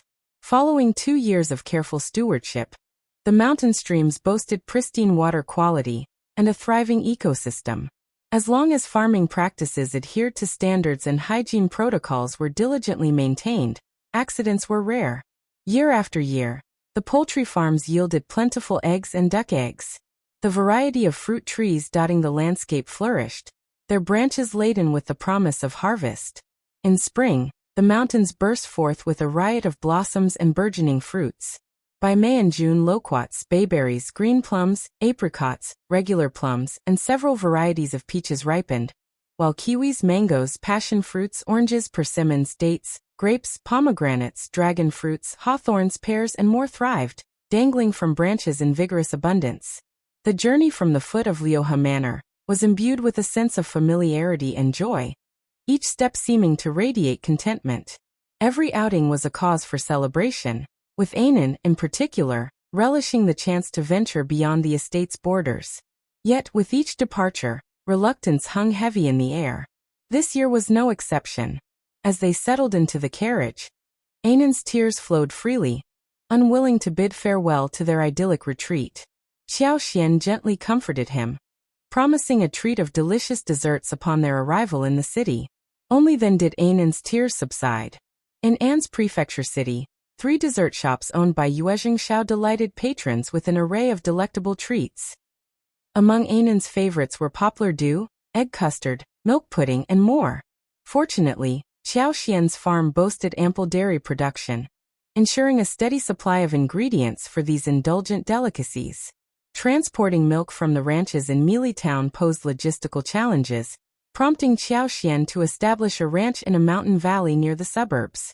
Regular rotations between this outpost and Mealy Town ensured a steady supply of milk to meet daily demands. As the wagon rolled into An's city, Qiaoxian and Shao Yunduan prepared to escort Anan back home. However, the young boy's spirit suddenly soared, his eyes sparkling as he addressed Qiaoxian. "Mom, I want pudding and mango dew." Qiaoxian and Shao Yunduan exchanged helpless glances, unable to contain their amusement. There was no fooling him. Anan's memory was remarkably sharp. If you find any errors, ads pop up, ads redirect, broken links, non-standard content, etc., please let us know. Report so we can fix it as soon as possible. Chapter 2036. Anan felt Qiaoxian planted a kiss on her son's cheek, her smile warm and reassuring. "All right, my dear, well, go get some right away." She knew that failing to fulfill her promise would only leave Anan crestfallen and in tears. With that, Shao Yunduan alighted from the wagon and arranged for another to take his place, while Qiaoxian led Anan to the bustling dessert shop. Aware of the impending workload awaiting him at the office after being away for several days, Shao Yunduan opted to return ahead of them, accompanied by 6 guards for added security. Despite An's city's reputation for safety, Shao Yunduan refused to take any chances when it came to the well-being of his family. Meanwhile, Qiaoxian, accompanied by her son, nanny Lixia, Kaiyun, and other familiar faces, made their way to Yu's dessert shop on the bustling street. Frequented by Anan for its delectable offerings, Qiaoxian herself enjoyed the treats, but preferred not to make them at home, making visits here a regular occurrence. The female manager and waitstaff recognized them, offering warm greetings upon their arrival. As always, Anan's order remained consistent: sweet dew and milk pudding. Qiaoxian added a few more dishes to their order and encouraged Nanny Lixia and the others to choose whatever they pleased. With Anan settled comfortably in a booth, Qiaoxian attended to his needs with tender care. Nanny and the others, accustomed to Madame's casual demeanor, reciprocated her kindness with grateful smiles before dispersing to find their own seats. The dessert shop boasted 2 floors, with the second floor featuring 7 or 8 booths of varying sizes, tailored for the comfort of female patrons. One such booth, elegantly adorned and subtly partitioned, provided a spacious and inviting ambience, its decor regularly refreshed with changing floral arrangements. Qiaoxian, well acquainted with the staff, engaged in conversation as she savored the tranquil atmosphere. However, her attention was abruptly diverted when she noticed Anan darting away. The shop was relatively empty save for Qiaoxian's group and 2 other tables. While she knew Anan to be mischievous, she trusted the child to behave responsibly. Yet, as Anan dashed past the 2 servants, one of them extended her leg, causing Qiaoxian's eyes to widen in alarm. "Anan!" she exclaimed, her voice ringing out across the shop.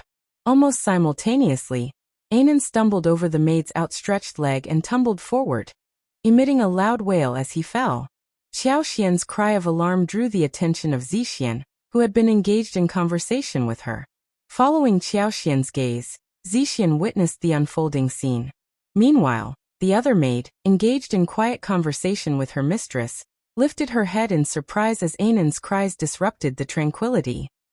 Observing the unfortunate spectacle, the mistress couldn't suppress a giggle, finding amusement in Anan's misfortune. The maid, relieved to see her mistress' mood lightening after days of melancholy, couldn't resist a disparaging remark directed at Anan. "I wonder which nobleman is so negligent that he can't even tend to his own child," she quipped, eliciting a chuckle from the maid who had inadvertently caused Anan's fall.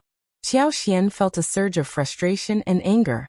Rushing to Anan's side, she scooped up the distraught child into her arms, offering him the comfort and solace he sought amidst his tears. If you find any errors, ads pop up, ads redirect, broken links, non-standard content, etc. Please let us know report so we can fix it as soon as possible. Chapter 2037. Qiao Xian's anger. The impact reverberated through her body with such force that it seemed to echo from miles away. Her heart throbbed with pain, her veins pulsing with fury as her eyes blazed crimson. What a despicable woman! With a disdainful frown, the lady shot a reproachful glance at Qiao Xian, her displeasure evident. Seizing the opportunity, the maid, who had been attempting to comfort her mistress, addressed Qiao Xian brusquely. "Madam, kindly step aside. Your presence is disrupting our Mississippi." At that moment, Nanny and the others rushed over, alarmed by the commotion. Concern etched across their faces as they inquired about the situation. Seeing Anan in distress only deepened their anguish. Qiao Xian pressed a tender kiss to Anan's forehead, soothing him with gentle words. Wiping away his tears, she entrusted him to Nanny's care, instructing her to take him downstairs. With no male guests present on the upper floor, Yi and the others remained below, unaware of the unfolding drama. Sensing Qiao Xian's simmering anger, Nanny cradled Anan in her arms, comforting him as they descended the stairs. There were some things Qiao Xian wished to shield Anan from witnessing. As soon as Nanny descended the stairs with Anan in her arms, Qiao Xian wasted no time in delivering a resounding slap to the maid who had caused Anan's fall. The maid recoiled, shielding her face as she let out a piercing scream. Startled, the young lady and her servant joined in the uproar, the former rising indignantly from her seat. "Why did you strike her?" she demanded, her voice quivering with fury. Qiao Xian regarded her with icy disdain, her lip curling in a sneer. With a swift motion, she delivered another slap to the maid's face, her gaze piercing as she pointed an accusatory finger. "Why did I hit you? Do you even comprehend the gravity of your servant's actions? Why don't you inquire about the misdeeds of this wretched creature?" The young lady seethed with rage, her entire frame trembling with indignation. To have her maid publicly humiliated in her presence was a flagrant disregard for her authority as mistress. Arrogant, insufferably arrogant. The maid's cheeks flamed red, swelling from the impact as she sobbed, pleading, "Miss, please stand up for me. I've done nothing wrong." Unable to bear the injustice any longer, Zixian interjected, her voice tinged with outrage. "Miss, are you blind to the truth? The young master posed no threat to you. Why then did you trip him as he ran past? He's but a child, and your actions were needlessly cruel." As the wife of the prefect, Qiao Xian commanded respect from the people of the prefecture. Having witnessed such injustice firsthand, Zixian felt compelled to speak out, unafraid of the consequences. There's no need to mince words. The maidservant's protestations were met with swift rejection. Yet she persisted, crying out, "Stop slandering me. We're outsiders here. Your companion is clearly biased against us outsiders. I didn't trip him at all. He's just a child. Why would I even bother arguing with him? It's obvious he was the one being careless." "Ah!" Qiao Xian silenced her with two more resounding slaps, her voice laced with condemnation. "You dare deny it, wretched creature. Zixian and I witnessed your deeds firsthand, and we stand by our account. Who do you think you are? You're not even worthy of my scorn." At that moment, two other young women, accompanied by their maidservants, approached, their disapproval evident. Having witnessed the incident themselves, they couldn't help but admonish the maidservant.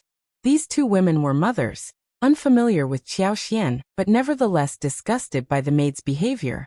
Lu Ying, the maidservant, seethed with resentment, her tears flowing even more profusely. "Yuan's prefecture city people are bullies. Absolute bullies. You twist the truth to suit your own ends. I didn't do it, I swear." Tang Fanghua, one of the young ladies, bristled with anger. "Is there no rule of law for nobility? How can you act so unreasonably? A gentleman resolves disputes with words, not violence. Your behavior is utterly reprehensible.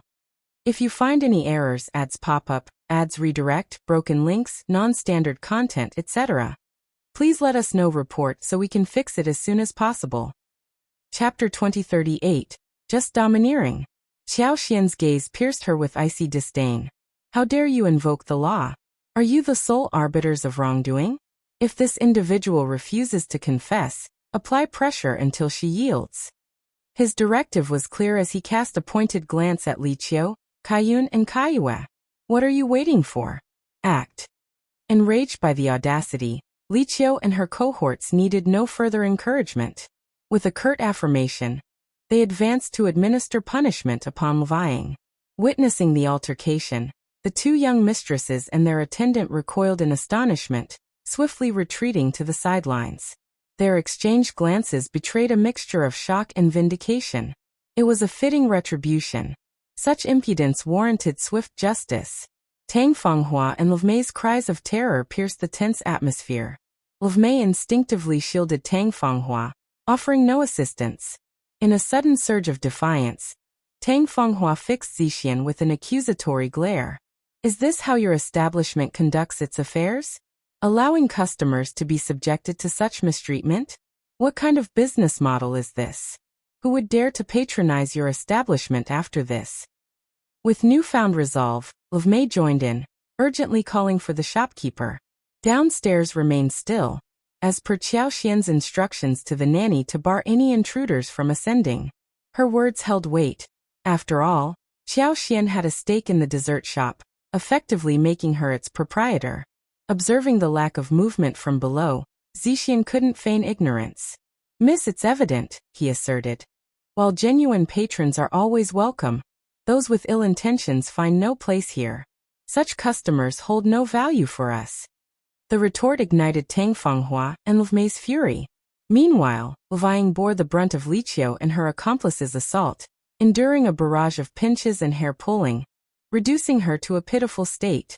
Initially defiant, she now sobbed uncontrollably, her cries for help punctuating the chaos. Miss, please save me. Miss, help.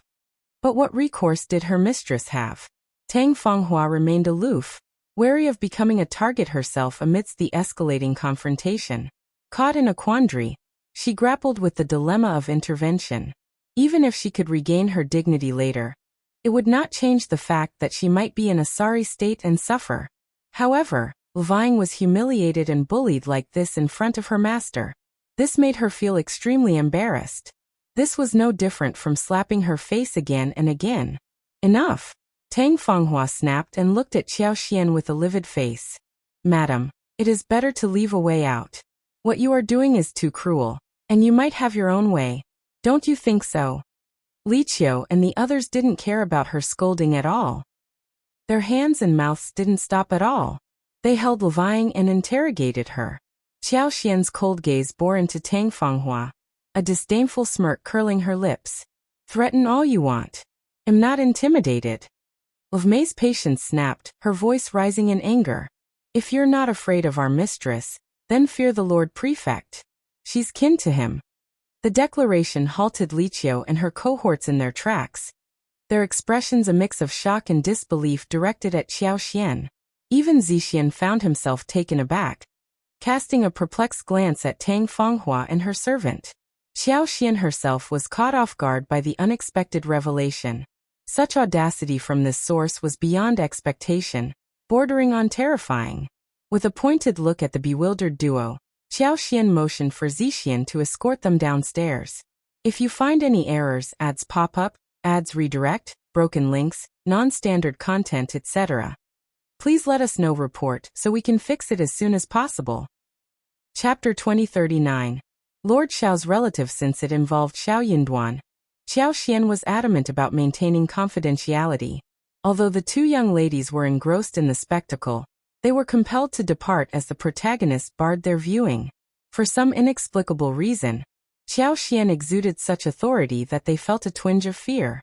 When Zixian escorted them downstairs, she divulged Qiao Xian's connection and cautioned them to uphold secrecy, refraining from disclosing any inappropriate information. The two young ladies were utterly shaken. How could they dare to prattle about the 8 trigrams? They fervently pledged to maintain silence and hastily departed. It was no surprise that woman possessed such a commanding presence. She happened to be the prefect's spouse. TSK, she had it coming. Her attendant had mistreated Lord Shao's heir. And even Lord Shao's kin couldn't intervene. Tang Fanghua and her attendant sneered, finally assuaging their indignation. Mei believed her words had rattled Qiao Xian and the others, fueling her smugness. She huffed, "Apologize and all will be forgiven. Otherwise, humph."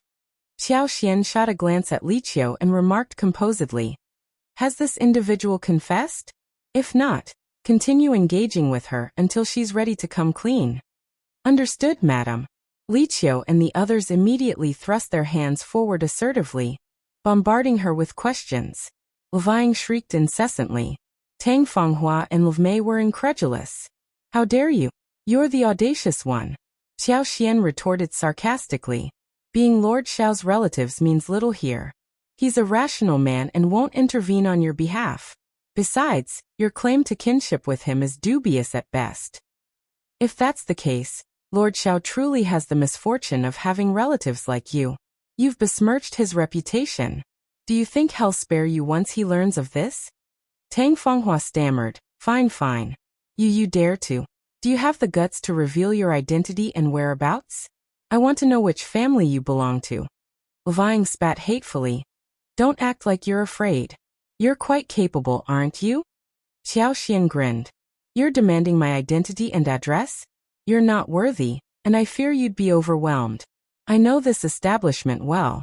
If you seek retribution, just return here." Zixian also smiled, signifying her concurrence with Qiao Xian's stance. She remained composed and unruffled. Tang Fanghua and her attendant were both incensed and taken aback. They hadn't anticipated such brazenness from the woman before them. Truly, they didn't know the vastness of the heavens and the earth. "Fine." Tang Fanghua ground her teeth, shooting a fierce glare at Qiao Xian. She spat out harshly. "Do you think I'm bluffing? Just you wait. You'll regret this." Qiao Xian sneered in response. Tang Fanghua felt her blood boiling, nearly reaching the point of nausea. She refused to let this slide. Absolutely not. This woman clearly underestimated the gravity of the situation.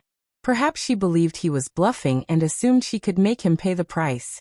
If she didn't make her kneel and beg for mercy, she wouldn't let her off the hook. Fang's endurance waned. Realizing his master couldn't rescue him, trapped and unable to overpower Qiao Xian, every part of his face, head, arms and body throbbed with pain.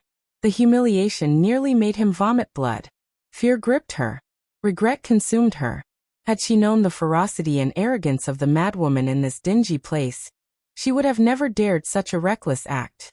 If you find any errors, ads pop up, ads redirect, broken links, non-standard content, etc., please let us know. Report so we can fix it as soon as possible. Chapter 2040. I hope Anan has completely forgotten she had merely intended to play a prank on the child out of dislike for him. Assuming no one would witness it, she never anticipated him not only observing, but also adamantly refusing to let it slide. Fang reached her breaking point. She sobbed and pleaded. Please stop hitting me. It's my fault, entirely my fault. I shouldn't have extended my leg to trip that young master. I beg you, please stop." Qiao Xian raised her hand, signaling Lixia and the others to cease. Yet their gazes intensified, brimming with disdain. This despicable person. Qiao Xian's heart twinged with pain as she recalled her son's cries. She uttered icily, "Why did you do it?" Fang felt too ashamed to admit her motive, but lacked the courage to remain silent. Tearfully she stammered, I was just feeling bored and wanted to play a prank." "Ah." Lixia couldn't restrain herself and delivered another slap. "How dare you jest at the expense of our young master? What kind of vile person are you?" Taking a deep breath, Qiao Xian fixed them with a cold glare. "I won't argue with you today, but mark my words, your recklessness will lead to your downfall. Leave now." Tang Fanghua and her attendant were on the verge of exploding with fury. What did she mean by unlucky one day? Wasn't today unlucky enough? Anne's province truly proved inhospitable. Its residents were excessively tyrannical and overbearing. You need to consider the owner before disciplining a pet. My maid was merely jesting. If you hadn't neglected the child, none of this would have happened. Tang Fanghua shivered as Qiao Xian cast her a frigid glance. Apprehensive of another strike, Tang Fanghua's voice dwindled. She swallowed the remainder of her retort, summoned two maids, and turned to depart. "Just you wait," she vowed silently. She'd return to this place and show them who could be provoked and who couldn't.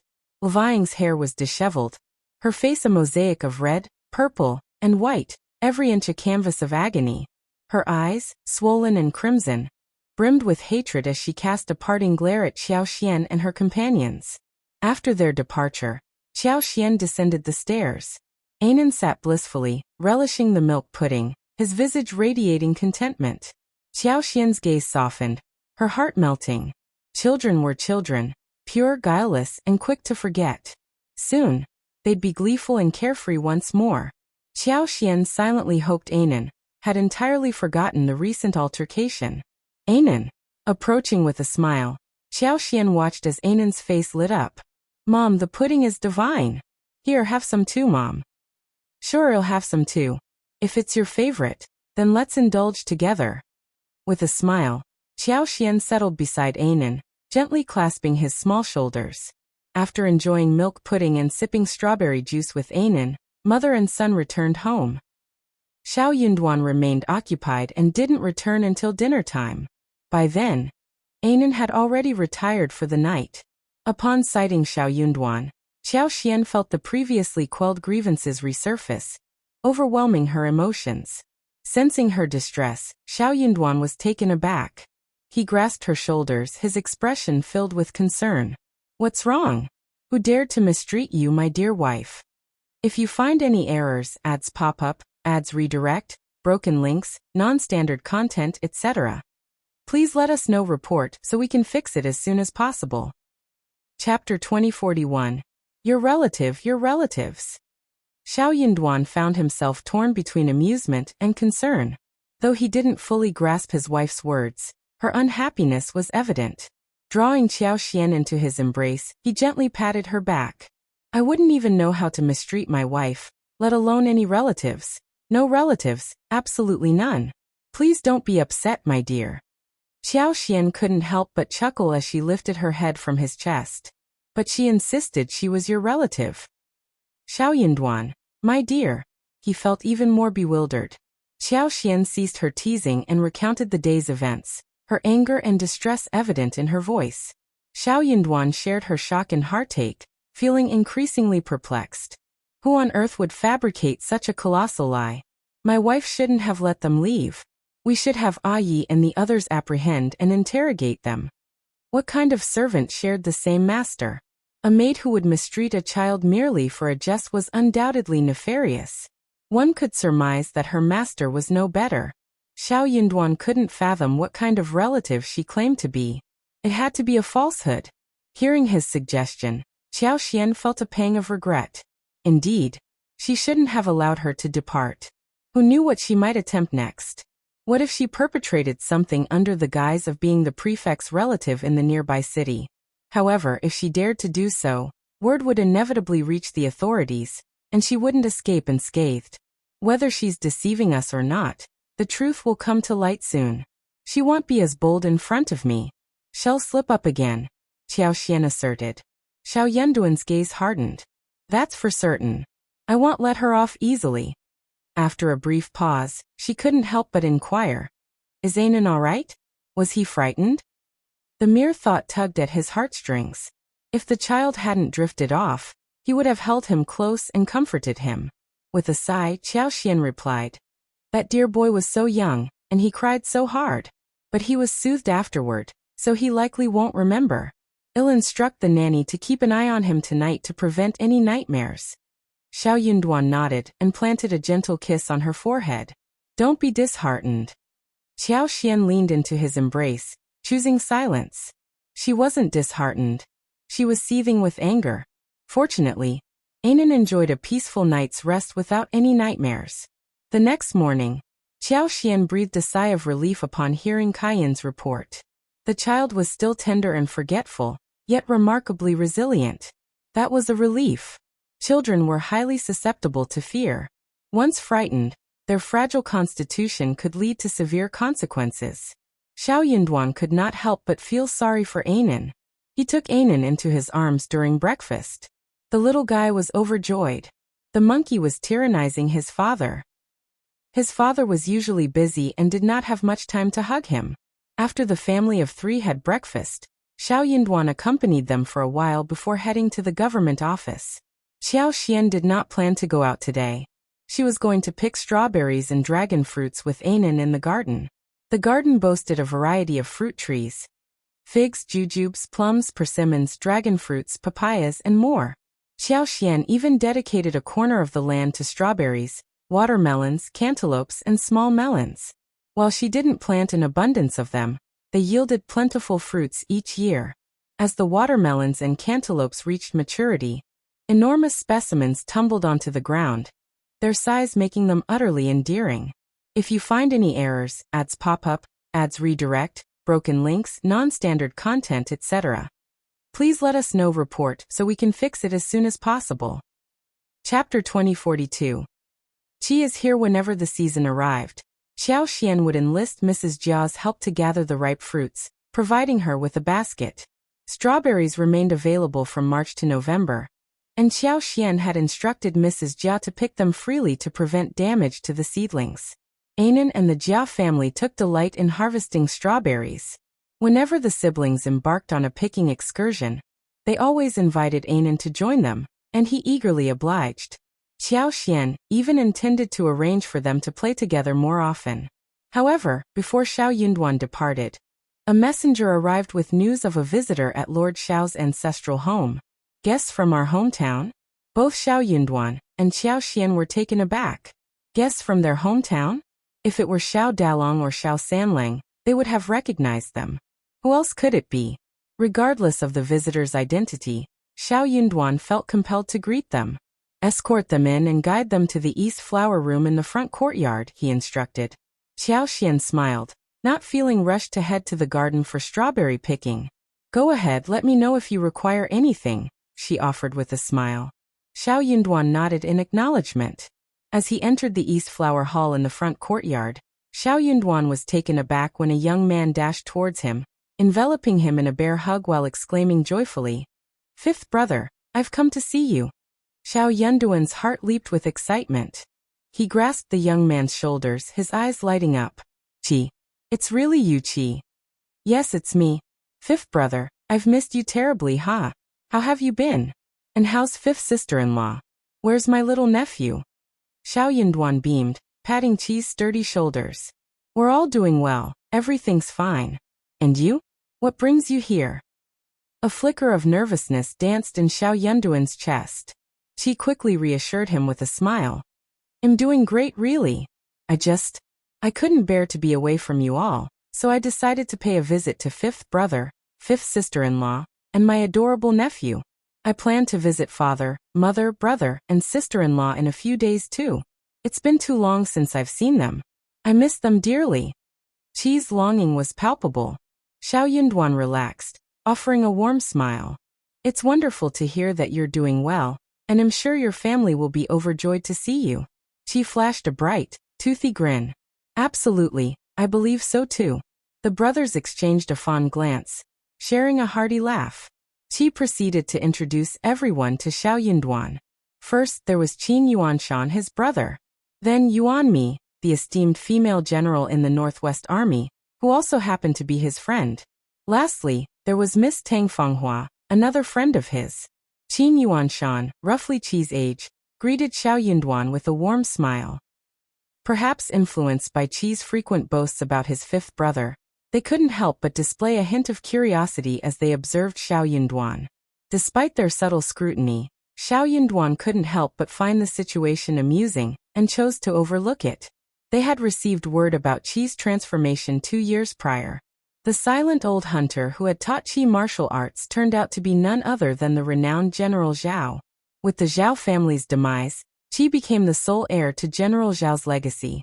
Ever since this revelation, the Northwest Army had taken special interest in Qi, treating him as a potential leader for the new generation of the army.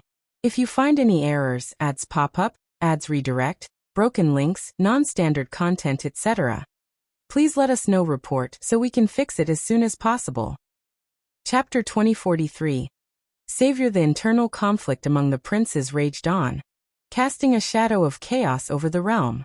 While Qi maintained control in the northwest, The Northwest Army's stronghold on the presidency deterred any rash actions. Despite this, Qi harbored concerns for Xiao Yunduan and Qiao Xian, prompting his visit. Upon Qi's introduction of Qin Yuanshan and the others to Xiao Yunduan, pleasantries were exchanged. However, the atmosphere shifted abruptly when Liu Mei, standing beside Tang Fanghua, interjected with a smile.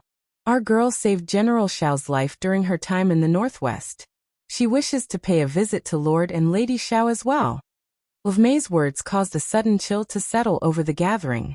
Qin Yuanshan and Yuan Mi exchanged glances discreetly, their expressions betraying a mix of emotions. Yuan Mi couldn't help but roll her eyes in private, observing Qi's strained smile.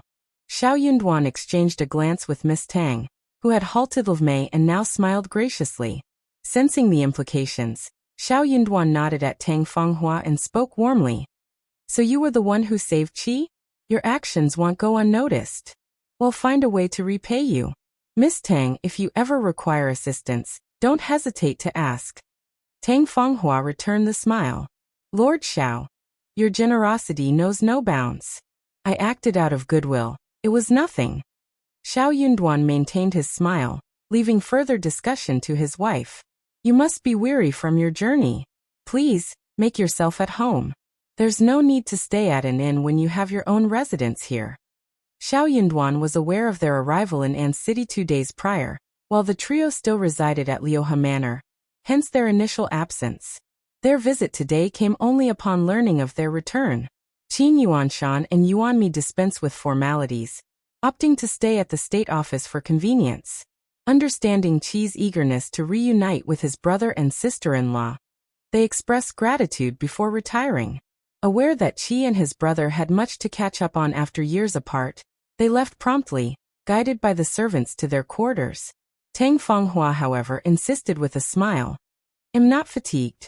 I've had ample rest these past 2 days. Lord Shao, I wish to pay a visit to Madame Shao. Yuan Mi and Qin Yuanshan exchanged speechless glances. This woman had no sense of propriety. Why insert herself into their family reunion? Did she envision herself as a member of the Shao clan? What audacity! Even if she saved Qi's life, without his affections she couldn't force a marriage. Qi had rebuffed her advances countless times, yet she persisted in her delusion. Shameless, truly. Yuan Mi was on the verge of intervening when Xiao Yunduan nodded in agreement. All right. Yuan Mi struggled to find words, cursing Xiao Yunduan inwardly for his shamelessness. She resented him for enabling Tang Fanghua's audacity. Surely, Xiao Yunduan couldn't be oblivious to her true intentions. She was equally taken aback, but remained silent. Tang Fanghua's face lit up with gratitude as she thanked him with a beaming smile. Thank you, Lord Shao. With that, Xiao Yunduan led Qi, Tang Fanghua, and her 2 maids, Fang and Liu Mei, into the courtyard. Tang Fanghua and her servants rejoiced, unaware of the impending misfortune looming just around the corner. If you find any errors, ads pop up, ads redirect, broken links, non-standard content, etc., please let us know. Report so we can fix it as soon as possible. Chapter 2044. Why are you here? Xiao Yunduan may have been unfamiliar with Tang Fanghua and her attendant, but he sensed her dubious intentions. He trusted his wife to handle the situation adeptly. Regarding the debt of saving her life, Xiao Yunduan deemed it wise to resolve it promptly.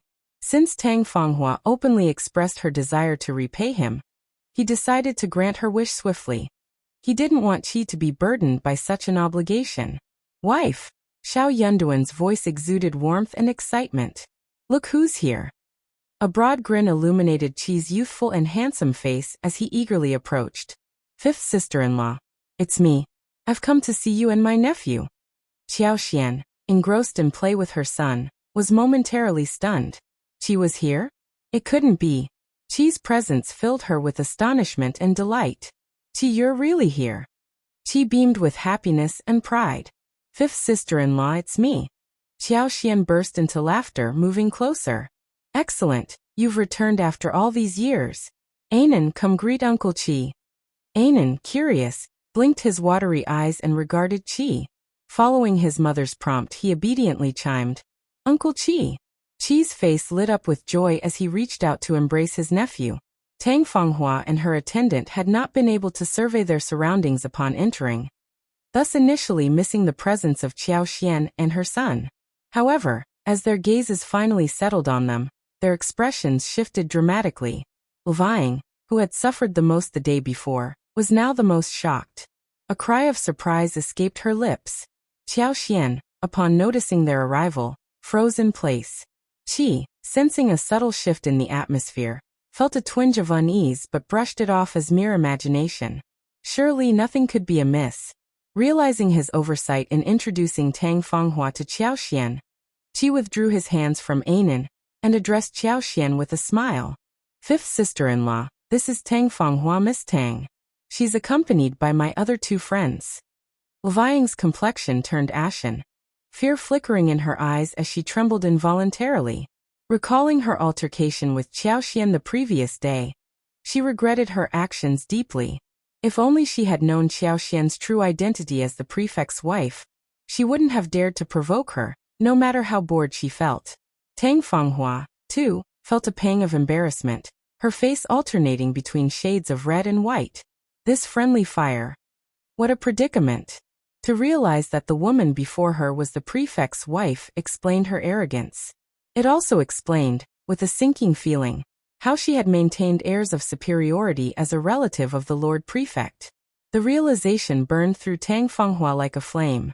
Tang Fanghua strained to summon a smile, but it eluded her. Her attempts to speak resulted in silence, her throat constricted by tension. Qiao Xian offered a wry half-smile in acknowledgement. So it's you. Ignoring the awkwardness, Fang hastily interjected. Indeed, our Miss saved General Shao. Though her words felt abrupt, she felt compelled to speak.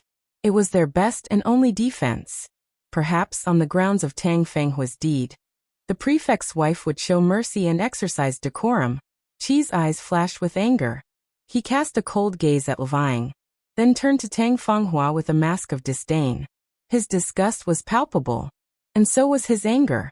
If you find any errors, ads pop up, ads redirect, broken links, non-standard content, etc., please let us know. Report so we can fix it as soon as possible. Chapter 2045. Where on the same side Shao Yunduan's eyes glinted with mockery as he regarded Tang Fanghua. He now understood the true nature of Qi's savior.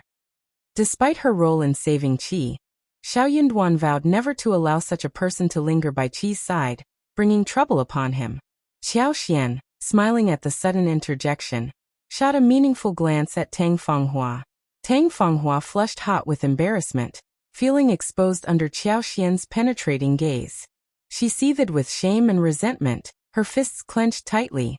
Despite his usual obliviousness, even Qi sensed that there was more to the situation. Fifth sister-in-law, how do you know Miss Tang? What's the connection? Qiao Xian couldn't fault Qi for saving her life. Qiao, devoid of emotion, recounted the events of the previous day. Both Shao Yunduan and Qi erupted in fury simultaneously. Qi fixed a piercing glare on Tang Fanghua. Miss Tang, care to explain this? Fifth sister-in-law, fifth brother, I apologize. Don't. Qiao Xian interjected, smiling warmly at Qi. We're family, and your fifth brother and I would never hold our own family accountable for the mistakes of outsiders. While they may be your friends, friends remain distinct from family. We stand together as one, capable of distinguishing right from wrong. Suppressing his anger, Shao Yunduan added, your sister-in-law speaks wisely. Let's refrain from further unfounded accusations. Qi nodded, chastened. Yes, fifth brother, fifth sister-in-law. Tang Fanghua, feeling the weight of Qiao Xian's words, hurriedly spoke up. Madam Shao, I wasn't aware it was Yuan. It wouldn't matter if it weren't us, Qiao Xian interjected icily. Your insinuations are distasteful, Miss Tang. Are you suggesting that your actions hinge on the identities of those involved? That you'd treat ordinary people with callous disregard?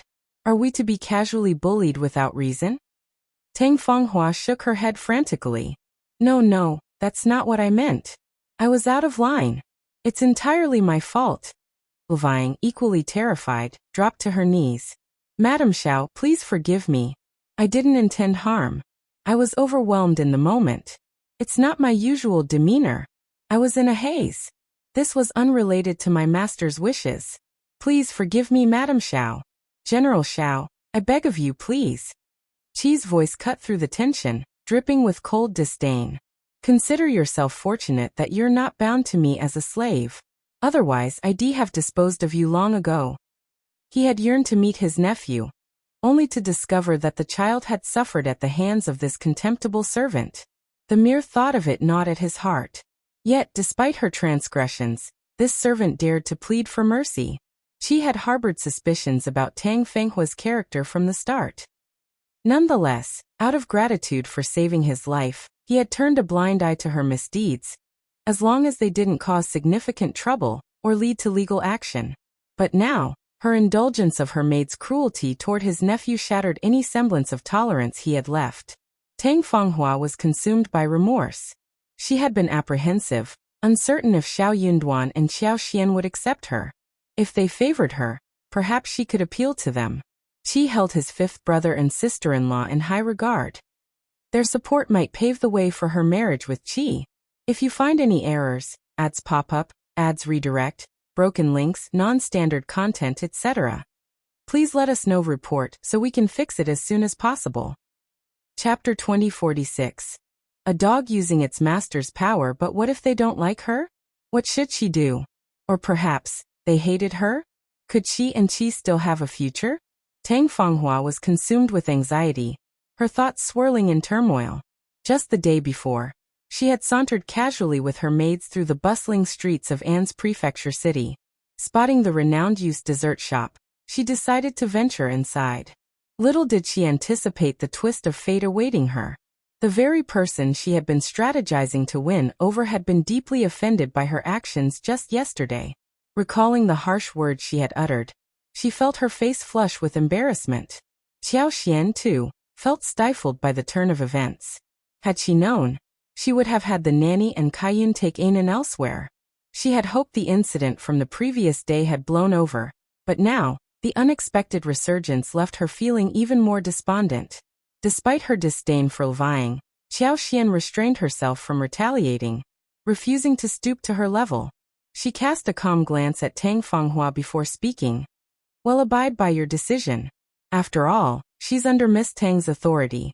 It wouldn't be appropriate for us outsiders to intervene. Qi's glare bore until Fang, a mix of guilt and anger brewing within him. He harbored a strong desire to reprimand her harshly. Under the weight of their collective gaze, Tang Fanghua's demeanor turned hesitant, her inner turmoil evident on her face. If she possessed even a modicum of intelligence, she would know what course of action to take. If her intention truly lay in marrying Qi, she would understand that she couldn't retain this maidservant. The Shao family wouldn't tolerate the presence of such a malevolent and abusive maid, especially one who targeted the vulnerable and innocent Anan. Tang Fanghua had no choice but to disassociate herself from Fang. Fang, too, grasped the severity of the situation. Prostrating herself on the ground, she turned to Tang Fanghua, pleading for mercy.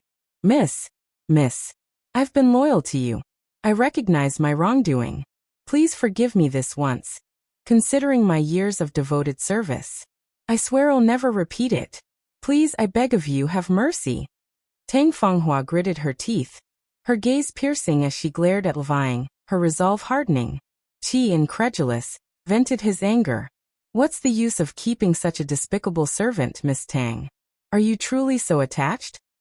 I've been faithful to you, miss. I've been faithful. Fang wailed, her forehead repeatedly striking the ground. Qi, seething with fury, averted his gaze, consumed by disappointment and guilt. He realized then that he and Tang Fanghua were fundamentally different individuals. The Shao family would never condone the presence of such malice. Their integrity wouldn't allow it. Finally, Tang Fanghua made her decision. With gritted teeth, she knelt alongside Fang. Lord Shao, Madam Shao, I deeply apologize to you both. It's entirely my fault. I failed to discipline Fang properly. While she's at fault, she doesn't deserve death. Please spare her. Qi's anger flared. Miss Tang, refrain from slandering her. When did my brother and sister-in-law indicate they wanted this servant dead? Tears welled in Tang Fanghua's eyes, her voice choked with emotion. I'm sorry I spoke rashly. I promise to enforce strict discipline from now on. Such behavior will not be tolerated. If it recurs, there will be consequences. Please forgive me, Lord Shao, Madam Shao. After all, Fang has been by my side for so many years. We've shared hardships together. I simply can't bear to. If you find any errors, ads pop up, ads redirect, broken links, non-standard content, etc., please let us know report so we can fix it as soon as possible. Chapter 2047. Everyone is dumbfounded. Xiao Yunduan was taken aback by Tang Fanghua's decision to defend Fang. While he couldn't help but feel a hint of admiration, it paled in comparison to his disgust for the servant's actions. Qi, equally surprised, resolved to defer to his fifth brother and sister-in-law's judgment, regardless of his own feelings. However, Qiao Xian's response caught everyone off guard. With a sneer, she spoke calmly. I'm protective by nature. My son is innocent and vulnerable. Yet this wretch finds pleasure in tormenting him. Is she even human? Such innate cruelty cannot be tolerated. I demand her life. Miss Tang, will you stand against me for the sake of this vile creature? The room fell silent, everyone stunned by Qiao Xian's declaration. Fang, paralyzed with fear, forgot to shed tears. Her swollen eyes bore into Qiao Xian with a mixture of defiance and terror. Tang Fanghua's expression shifted from disbelief to condemnation. Despite her earnest pleas, Qiao Xian refused to relent. Why was she so merciless? How could she advocate for violence over a minor transgression? Moreover, as Qi's savior, shouldn't she show some respect? But Qiao Xian showed no inclination to accommodate Tang Fanghua. Instead, she sneered. I'm going to make an example out of this wretch right now. Miss Tang, I'm asking you one last time. Will you grant me this request or not? Fang trembled with terror, casting pleading eyes towards Tang Fanghua. Clinging to the hope of salvation, Tang Fanghua quivered, engulfed by remorse, though her regret harbored a hidden truth. She hadn't anticipated such resistance from the prefect's wife. Despairingly, she glanced at Qi, only to find him averting his gaze. Her heart chilled as tears welled in her eyes. Madam Shao, you're kind and compassionate. Despite this servant's faults, she's still a human life. I implore you, spare her. I pledge to discipline her rigorously from now on. Qiao Xian scoffed. Kindness is reserved for those deserving of it. Have you ever seen anyone extend kindness to a venomous snake? Tang Fanghua seethed with indignation. This humiliation was unbearable, a slap to her dignity. I won't spare her, Qiao Xian declared boldly. I'm determined to end this wretch's life. My husband holds sway in this city, and his word is law. Whatever I desire, I attain. If I demand her life, it's as good as done. Do you doubt me? Miss, please, I beg of you. Spare me. Fang pleaded, her voice trembling with fear as tears streamed down her pale face. Tang Fanghua, swayed by Qiao Xian's confidence, appealed desperately. Madam Shao, do you truly wish to become a killer? Qiao Xian's sneer deepened. Do you misunderstand the value of human life? This servant callously harmed the eldest son of the prefect.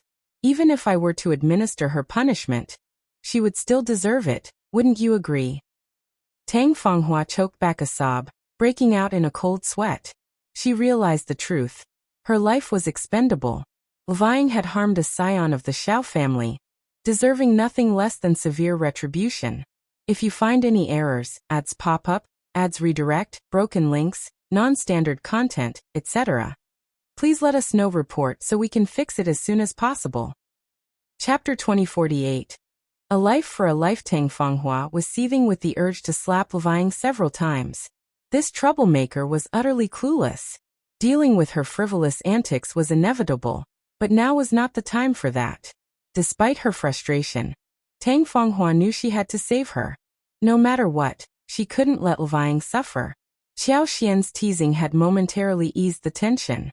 You two seem quite close. Impressive, he remarked. Tang Fanghua turned to Qiao Xian, her expression tense. Qiao Xian's smile was unnerving. Miss Tang, do you truly wish to save her? Yes. She's been by my side for years. I can't just abandon her. Madam Shao, please have mercy. Mercy isn't my forte, but there may be another way. Qiao Xian said, a calculating gleam in his eyes. Madam Shao, what do you propose? It's quite simple, Qiao Xian replied with a smirk. A life for a life. Tang Fanghua's face drained of color, her eyes widening in shock as she stood frozen, trying to comprehend Qiao Xian's chilling ultimatum. A life for a life? What could Madame Shao possibly mean by that? It's not what you're imagining, Qiao Xian sneered. You saved Qi's life, didn't you? That means the Shao family owes you a debt. So, I'll compensate you with another 50,000 silver. From now on, keep quiet about saving Qi, and well consider the matter settled. Qi's excitement surged as he looked at Qiao Xian. Fifth sister-in-law had gone through all this trouble for him. Fifth sister-in-law had always been kind to him and his family. Shao Yinduan caught on to the situation, a knowing smile in his eyes. He understood his wife's motives. It hadn't been easy for her. Tang Fanghua gazed at Qi, silently pleading for him to speak up. But Qi avoided her gaze, feigning ignorance. Tang Fanghua's heart sank with sorrow and desperation. She had saved him. Without her, he might not be alive today. Such a debt transcended earthly bounds. Could it truly be dismissed at her word? Could it be erased so easily? Why didn't he say a word? Why did he do this to her? Tang Fanghua's tears rolled down her face as she sobbed. She was very, very sad. Qiao Xian remained unmoved by Tang Fanghua's attempts to reason. Impatiently he said, Miss Tang, what's your decision? I highly doubt the bond between you and your servant is as strong as you claim. Tang Fanghua's eyelids flickered with irritation. Fine, I agree. I won't mention saving your life again. But I refuse the money. That's not acceptable. You must accept the money. The Shao family won't allow you to suffer a loss. 50,000 taels of silver, along with the life, should be sufficient. But you have to. Tang Fanghua fell silent. Qiao Xian pressed on. I prefer everything to be documented. We should clearly outline the terms. What did the servant do? Miss Tang's master-servant relationship was exchanged for her life, and the Shao family consented.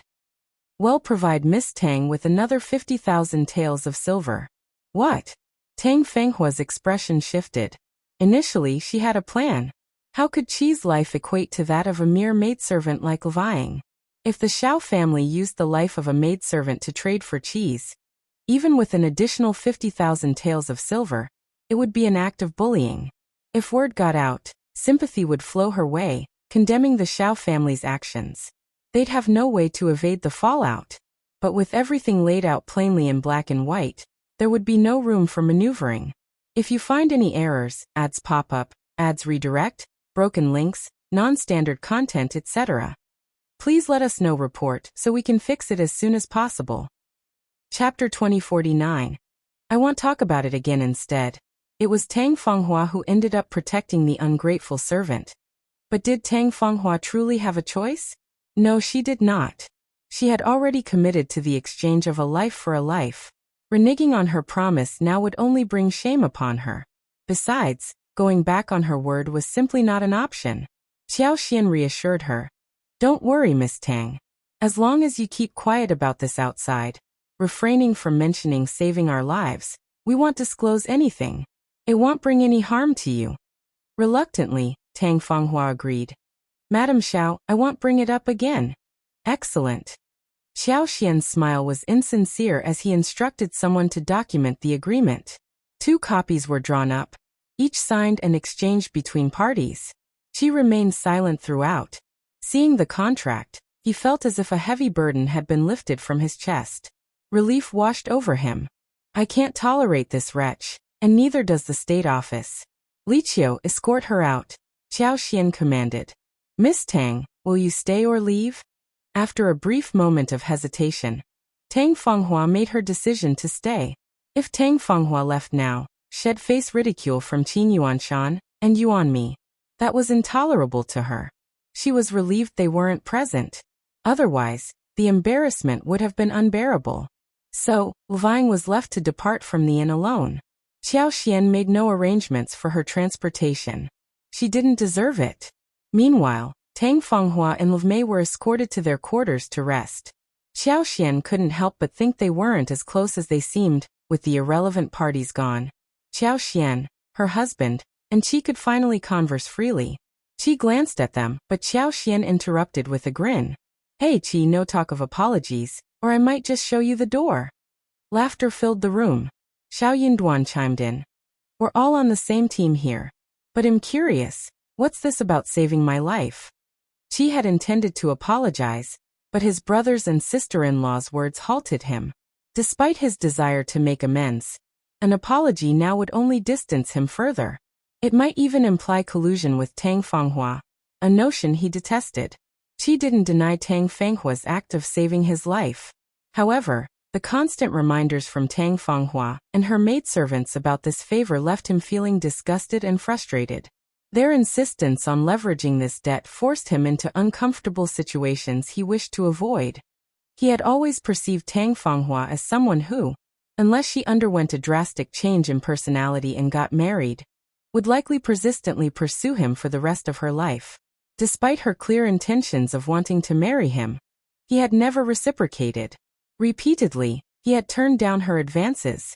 Yet, she persisted, returning intermittently, much to his annoyance. Recalling Fifth Brother's inquiry stirred bitterness within Qi. About 2 years ago, Beihu had instigated several small tribes to stir up trouble.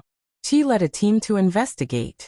Unexpectedly, they were ambushed on their return journey, resulting in everyone being scattered. Qi, poisoned, found himself alone in the wilderness, unaware of when he had lost consciousness. When he regained consciousness, he discovered Tang Fanghua had saved him. She and her servant had traveled from Hebei in search of relatives, only to find they had relocated without leaving a trace. If you find any errors, ads pop up, ads redirect, broken links, non-standard content, etc., please let us know. Report so we can fix it as soon as possible. Chapter 2050. Savior. As fate would have it, Tang Fanghua had heard of a relative residing in a small town, prompting her to venture there. Little did she know she would cross paths with Qi and save him along the way. Upon returning to Guiwu City, where Qi's encampment was located, Qi pledged to assist Tang Fanghua in locating her relatives. Despite their efforts, they were unable to locate them. Left with no other options, Tang Fanghua naturally remained in Guiwu City. Given that she had saved Qi's life, he couldn't bear to see her homeless and alone. Consequently, he purchased a house for her and provided financial support. Qi inquired about her plans. Should she wish to return to her hometown, he offered to arrange for her safe escort, ensuring her well-being under the care of her clan's patriarch and elders, with his support. Alternatively, if she desired to settle in Guiwu City, he would support her decision. In the event of marriage, he vowed to provide a generous dowry to secure her future. However, Tang Fanghua merely expressed her willingness to remain in Guiwu City temporarily, deferring further discussions for later. The two maids, Fang and Mei, made a jest suggesting, "Why don't we just arrange a marriage between General Shao and our miss? Wouldn't that be a match made in heaven?" Upon hearing this, Qi sternly rebuked them, insisting they refrain from such jests in the future. He warned them that tarnishing their misreputation would have consequences, and they would not be pardoned for it. As a man of integrity, Qi asserted he would never entertain the notion of marrying his savior. He had never entertained such thoughts. Tang Fanghua joined in, swiftly reprimanding Fang and Mei for their foolish remarks. She, too, was concerned about the damage to General Shao's reputation. She made it clear that if they continued with such nonsense, she would dismiss them from her service.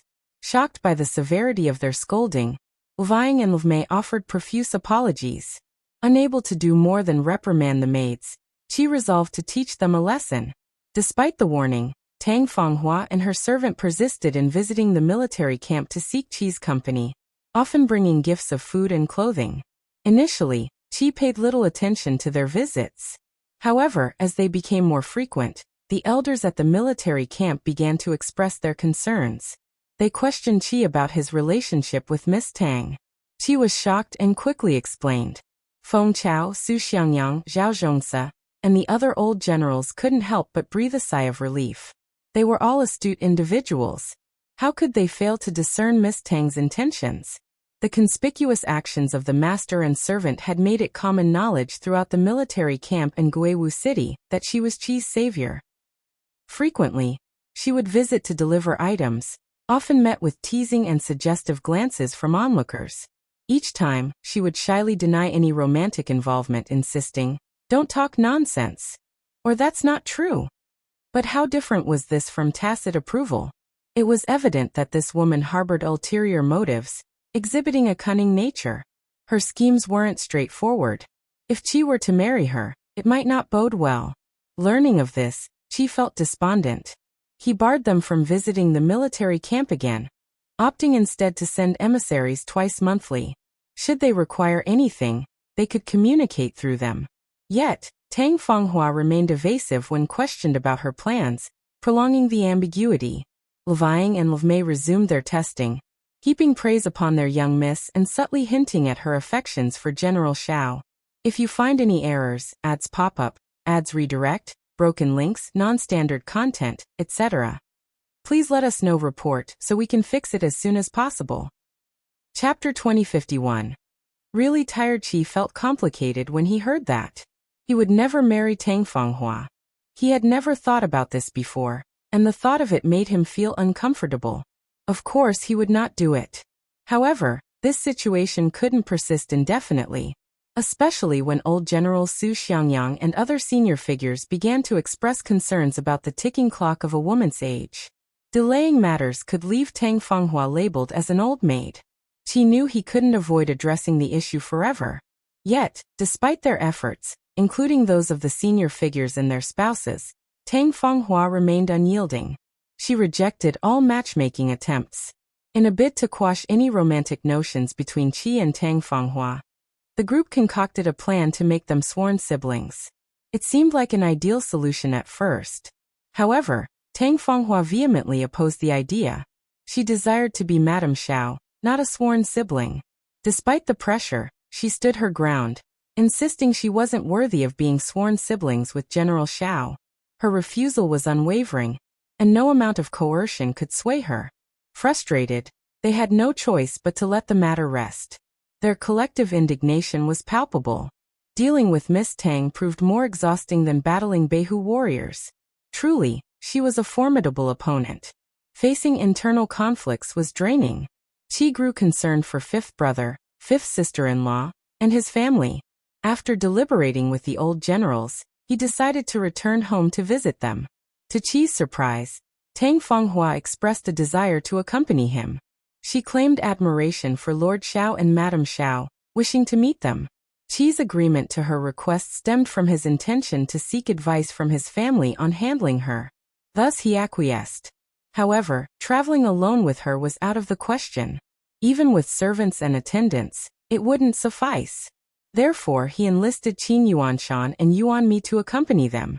Qin Yuanshan and Yuanmi harbored their own reservations toward Tang Fanghua, so they readily agreed. Learning of their inclusion, Tang Fanghua and the others didn't seem too pleased. Qi poured out his troubles in one breath. Fifth brother, fifth sister-in-law, what should we do about this? Xiao Yunduan grew irritated. Look after yourself. You can't marry her, and don't let her scheme against you. I understand. Xiao Xian interjected with a smile. Now that the debt has been settled, you needn't feel burdened. Simply send her back to her hometown. If she's clever, she'll understand what to do. Xiao Yunduan nodded in agreement. When you depart, you needn't take her with you. I'll arrange for someone to escort her back home. Though Qi was eager to comply, he hesitated. But what if she refuses? Xiao Yunduan sneered. It's not her decision to make. Xiao Xian chimed in with a smile. Qi, you're too kind-hearted. It's understandable to feel uncertain in such a situation. Especially with Miss Tang's position. You'll learn to handle it better. It was unusual for Qi to not be coerced into agreeing with Miss Tang's wishes. After all, he had saved her life. It was natural for him to feel hesitant. Grateful for his brother and sister-in-law's support, Qi felt a wave of relief. With them in charge, he could finally relax a bit. If you find any errors, ads pop up, ads redirect, broken links, non-standard content, etc., please let us know. Report so we can fix it as soon as possible. Chapter 2052. Why isn't he here? The joy of reunion soon eclipsed their earlier conversation. The three of them immersed themselves in catching up and discussing various topics. Qi relished the moment as he finally embraced Anan, enjoying their time together and sharing hearty laughter. After a while, Qi's luggage arrived from the inn. He directed someone to bring in the wooden box containing gifts for Shao Yunduan and Qiao Xian. He presented Qiao Xian with a box of gemstones, 2 white jade thrones, and a pair of jade lion paperweights for Shao Yunduan. Among the gifts were also high-quality leather and unique gold artifacts. Though not numerous, each item exuded extraordinary quality. The box of gems alone contained 20 to 30 thumb-sized, flawlessly clear gems that sparkled brilliantly when the lid was opened. Most of the gifts were intended for Anan. The two of them sat on the carpet, examining the jade carvings one by one. There were miniature swords, jade horses, bows and arrows, golden masks, various animals crafted from gold and gemstones, as well as an assortment of intriguing bone and wood carvings. Anan's eyes sparkled with delight at each new discovery. He cheered with excitement, his face illuminated with joy as he reveled in the company of Uncle Qi. During lunch, Qi extended an invitation to Qin Yuanshan, Yuan Mi, and Tang Fanghua. Tang Fanghua took the opportunity to freshen up and change into elegant attire, exuding a gentle and refined aura. She appeared neither embarrassed nor ashamed as she politely greeted Qiao Xian and Shao Yunduan. Impressed by her demeanor, Qiao Xian and Shao Yunduan exchanged a knowing glance. This woman possessed a formidable presence. Her composed demeanor only served to amplify Qi's discomfort in her presence. Qin Yuanshan and Yuan Mi were taken aback to see only Liu Mei accompanying Tang Fanghua, particularly Yuan Mi. As for Tang Fanghua's 2 maidservants, their behavior had been increasingly erratic. Whenever Tang Fanghua engaged in conversation with Qi, they would interject, seemingly insinuating a rivalry for Qi's attention. Yuan Mi was infuriated by their antics and would have reprimanded them if not for Qin Yuanshan's intervention. Qin Yuanshan repeatedly intervened, urging Yuan Mi not to stoop to the level of arguing with mere servants. Such behavior would only demean them. Despite the maid's arrogance, Qin Yuanshan assured Yuan Mi that their arrogance would inevitably lead to their downfall. For now they should simply observe and wait. While she didn't want Qi to face any trouble, she acknowledged Tang Fanghua's debt of gratitude toward him. Qi was the sole heir of old General Zhao, who had aided Tang Fanghua's family. Thus, if Tang Fanghua didn't mind their presence, Yuan Mi would tolerate it. Nonetheless, she simmered with anger. The absence of levying, particularly in Qi's household, roused suspicion. Why wasn't she present to curry favor with Qi's sister-in-law? Intrigued, Yuan Mi couldn't help but inquire. Miss Tang, why isn't levying here? Where has she gone? She hoped to preempt any unpleasant surprises caused by levying's sudden appearance. Tang Fanghua's genteel facade cracked at Yuan Mi's question, her expression clouding with anger. Quickly, Qiao interjected. That wretch is cunning. She used her influence to have our mistress drive her away. Our mistress won't tolerate her presence and soil our home. If you find any errors, ads pop up, ads redirect, broken links, non-standard content, etc., please let us know. Report so we can fix it as soon as possible. Chapter 2053. She won't leave. Tang Fanghua and Liu Mei seethed with anger as Yuan Mi's laughter rang out. Intrigued, Yuan Mi's interest peaked. Oh, this is news to me. She's got spunk to act up in front of Madame Shao. Is she out of her mind? Worried about Qiao escalating matters, Liu Mei interjected. There was an incident yesterday. Levying crossed paths with young Master Shao. Qiao scoffed, her tone sharp. It wasn't an accident. It was deliberate malice. Our young master is but a child. When he crossed her path, she stuck her leg out and tripped him. Madam witnessed it firsthand and reprimanded her yesterday. But we didn't know her identity then. Who'd have thought she'd have the nerve to show up again today? Yuan Mi gasped, incredulous. How despicable. Attacking an innocent child. What sort of cowardice is that? It sickens me. Sickening indeed. Tang Fanghua clenched her handkerchief, her body quivering with rage. She wanted to storm out, but she couldn't bring herself to do it. What good would leaving now do? It would only paint her as ill-tempered. Better to endure, albeit gritting her teeth, than to worsen her standing in the eyes of Lord and Madame Shao. It's my fault for not disciplining him properly. I apologize sincerely, Tang Fanghua admitted, her voice heavy with remorse. Yuanmi couldn't resist a sneer. Finally acknowledging your shortcomings, huh? It's a rare sight. Qin Yuanshan nudged Yuanmi discreetly, murmuring, enough now. Aware of the delicate situation, they couldn't afford to overstep their bounds in Lord and Madame Shao's residence. Yuanmi huffed, shooting a disdainful glance at Tang Fanghua and her attendant before falling silent. Kaiwa shot Mei a scathing look before departing. Qiao Xian had taken charge of the lunch arrangements herself, mindful of their guests' preferences from the northwest. Strong flavors preferred over lighter fare.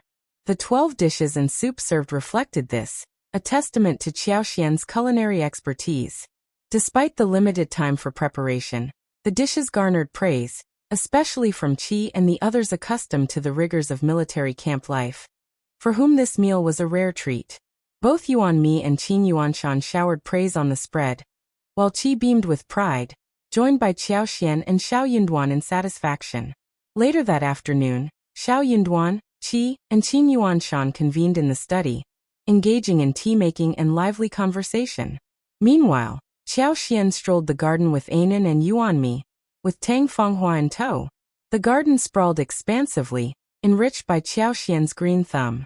Her affinity with wood empowered the flora to thrive, producing vibrant, lush blooms and robust fruit trees that quickly became a cherished attraction. Qiao Xian led Yuanmi on a fruity excursion, plucking strawberries, mulberries, peaches, plums, dragon fruits, and the last harvest of loquats and bayberries. She even arranged for Jia Heming and his children to join, much to Yuanmi's delight. The allure of strawberries proved irresistible, captivating even the seasoned female general with their delicate, sweet allure. If you find any errors, ads pop up, ads redirect, broken links, non-standard content, etc., please let us know. Report so we can fix it as soon as possible. Chapter 2054. This matter is strange. Upon learning that strawberries could be cultivated in the northwest, Yuanmi asked Qiao Xian if they could take some home. Qiao Xian readily agreed with a smile. Tang Fanghua and her servant quietly trailed behind, their presence enough to indicate their desire to participate. Mei, once the most competitive, now remained subdued, her former outspokenness replaced by caution. Tang Fanghua longed to please Qiao Xian but hesitated to speak up. Despite her uncertainty about Qiao Xian and Shao Yunduan's expectations, she couldn't bear to stay behind. To her, not joining would mean forfeiting any chance of redemption, an unacceptable loss. Regardless of her repentance, Tang Fanghua understood the futility of her efforts. Even her past act of saving a life seemed irrelevant now. Yet she clung to the hope of fulfillment, despite knowing it was a futile endeavor. Qiao Xian prepared a delectable dinner featuring Qi's favorite dishes from home. Boiled meat slices, 4 happiness meatballs, stir-fried double crisps, steamed mandarin fish, and prawns with eggplant juice. As Qi savored the familiar flavors, his eyes sparkled with surprise and delight, recognizing fifth sister-in-law's culinary touch. Qiao Xian chuckled with satisfaction, remarking that her doting on him wasn't without reason.